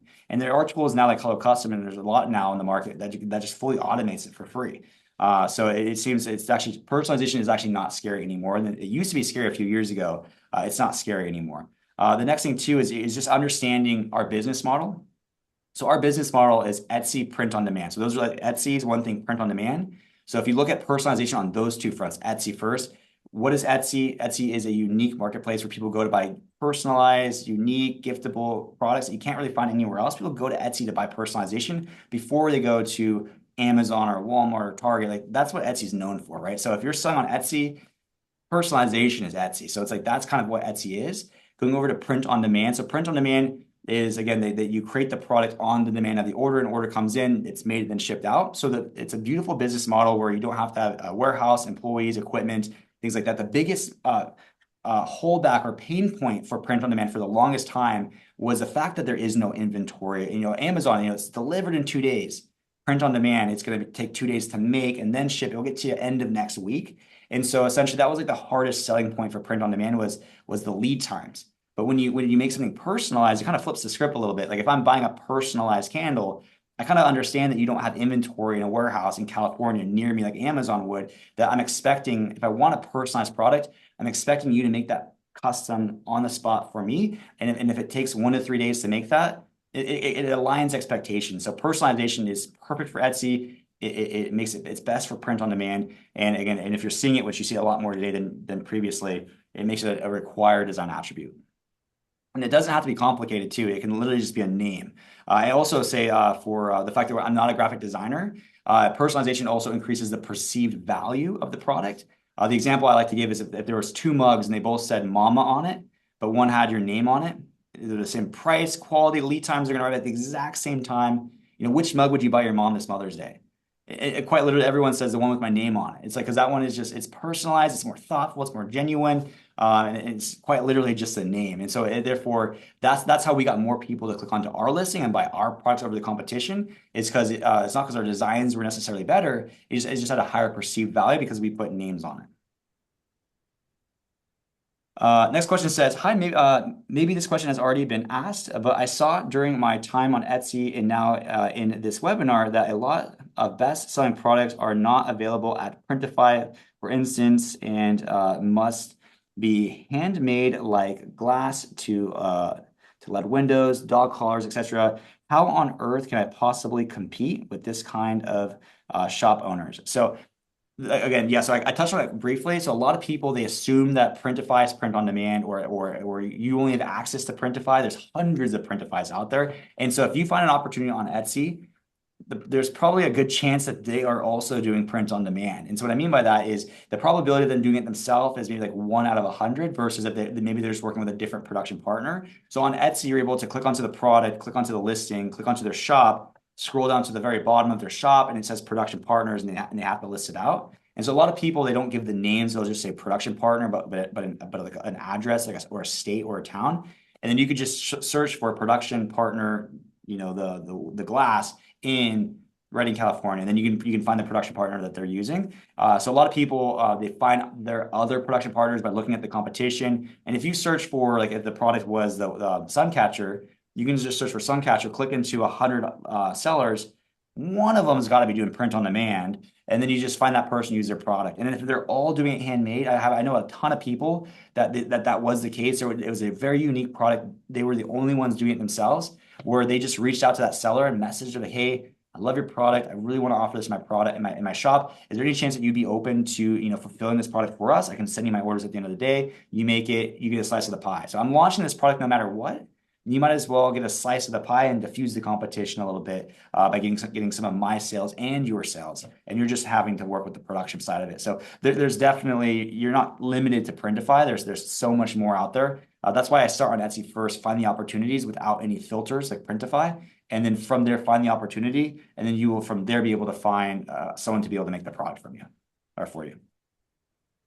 Tracy, see you tomorrow. She says, thanks, Steve. I'll be back tomorrow. Tomorrow, if anyone joined in on this call and they hit some kind of cap saying that it's a limit, I noticed on the call that it was 100 for a very long time. I was expecting more people. So I'm assuming maybe I had some Zoom limitation on. My apologies for anyone else. But tomorrow, I'll raise that to a lot higher of a number. That way, that won't be a case for tomorrow and on day 3. Next question says, I have heard not to mix digital and physical products in the same Etsy shop, but you just said that you are maybe better off with one shop due to prior reviews. Is it okay to mix digital and physical products, or are you risking buyer confusion? That's the exception. So for us, it was all physical products. I never went digital route because I never had the skill set to create designs good enough that I would want to sell. And so that was kind of always like off the table was digital. So yes, broad shop when it comes to like all physical, and then broad shop if it comes all to digital. I would make those separate because there is sometimes where there is buyer confusion. And I've seen people do that and it led to just pain points in customer service. I've seen people try to use digital as like a low display price, and that leads to not having a tracking number, and it hurts your Etsy metrics. There's a lot of pitfalls going that route. So if you are trying to do digital and physical, that's the exception. I would go 2 separate routes, but no more than 2. 1 for digital, all your graphics, and then only 1 for physical, and then all your products are physical. But on the flip side, Carla says, I have both in my shop. For the digital ones, all the slides say digital download so they don't get confused. Again, I teach how I went. It wasn't even on the table, so I went separate. But Clara looks like she's able to go that, but she's very clear. She says all caps, digital download. So again, that would maybe be a solution to the potential pain point. I guess everyone's going to sell gift certificates now. I hope so. I mean, when I saw that, I was quite literally like, I haven't had that moment of like, it was such a deja vu where I was scrolling and when I saw the Christmas ornaments, I was like, I'm doing this. I'm like, I'm locked in. I'm launching this. Boom, we sold 40,000 units like 60 days later. Dog collar saw that. I was like, I'm doing this as a huge opportunity. They're not doing any of these conversion boosters. Locked in, made $1 million in the next 12 months. And I saw that, the gift vouchers, it's on my screen still right here. And I'm like, oh my gosh, and there's no one that has this product in the US. It's even more of an opportunity in my personal mind. They're all in the UK charging 10. The other shop is charging 20, which is why I think this one's doing so well, is because they're only charging 10 for an envelope. And so it's and then there's so many niches that they're not even touching. So the goal is to find someone in the US that maybe will be able to commission to create this. But yeah, I think the gift vouchers is going to be the new ornament for Christmas 2026. Patricia says, what is the average Etsy product cost? So I would say the average, obviously it fluctuates. I would say about $17 to $25 is probably the average. I think I would say just a rule of thumb, $20. If I was like, what's the average price point on Etsy? It's probably $18 to $20. So that's why when I say you need about 150 sales per day, they're selling about that price point. Maybe more, maybe less, but that's about the average. Our average price point for the dog collars and the picture boards and things like that was $17.49. And the reason why we did $17.49 was very specific, is we had a free $35 shipping guarantee. So if they bought one, $17.49, they had to pay shipping. If they bought 2, it was $34.98. 2 pennies away. They have to pay shipping. They have to buy 3 items to get free shipping, and that 3rd item covered the shipping cost. And so that's kind of why we just found that we were more profitable at $17.49 than even being $19.99. Who do I find to produce the vouchers for me? I'm still looking into that. So there's quite literally no one. Anyone? It's very specific. And I'll share my screen really quick. It's because there's 2 parts to it. There's obviously the printing itself, the ability to be able to do the print plus gold or silver foil. But the big thing that makes it where there's not a bunch of options for people doing it in the US is they also have the scratch off part. So that's the key here. It makes it like a gift. It's like happy birthday, happy, my daughter's turning 5 next week, happy 5th birthday, a gift voucher, and she scratches it off and it reveals that maybe we're going to Chuck E. Cheese or, something like that. But this is the fun part. It reveals the gift. And so none of the people that I've found have this element to it. But 100%, this is such a big opportunity that even if we open a facility called Hello Custom and we're printing these ourselves, we'll make sure you guys get access to some gift vouchers. But again, day 3, that kind of leads into day 3. I got an announcement on day 3 that's going to be unique and different, where that might even play into it a little bit. All right, perfect. I think that is the bottom of the chat. I don't know if anyone else had any questions. There's still 59 of us on this call. Again, I want to be here, make sure I'm available for as long as you guys have questions. But also, we are doing live Q&A at the end of tomorrow and live Q&A at the end of day 3. So if you guys watch this and something comes up maybe tonight after dinner, you can always ask tomorrow. You don't have to only ask day 2 questions on day 2. It could be repeat questions from day 1 as well. I just want to make sure that this makes sense. You guys got the value from it. And I want to make sure that while you guys got me live, I'm able to offer as much advice and help as I can. All right. It looks like that is the bottom. Everyone saying thank you. All right. It looks like Cynthia just joined the call, but I think that's going to be it for today. So again, the replay, I'll be able to send you guys a replay maybe within the next couple hours. So the email that you guys registered for the call, expect the replay. And then for anyone who got capped out on today's call, that won't be a limitation tomorrow. You guys can join early. Don't feel like you have to join super early to be within the first 100. I'm going to raise the limit. So join in whenever it makes sense for you guys. And again, tomorrow we're gonna pick up on part 2. Again, part 2 is gonna play off of part 1, and it's gonna make the whole vision of like the 3-part framework, the path of 0 to million. It kind of opens up the opportunity. So right now we're just product, but I promise you, it's gonna, like on day 3, it's just like your eyes are open. So that we're painting the opportunity, totally shifting the direction we're going, different than the status quo of defaulting to apparel. The direction that we went, and we see a lot of our users see success, and so we're really excited to share that with you guys over the next 2 days. All right, guys. Thank you guys for spending your day with me, and I'll see you guys tomorrow. All right, take care.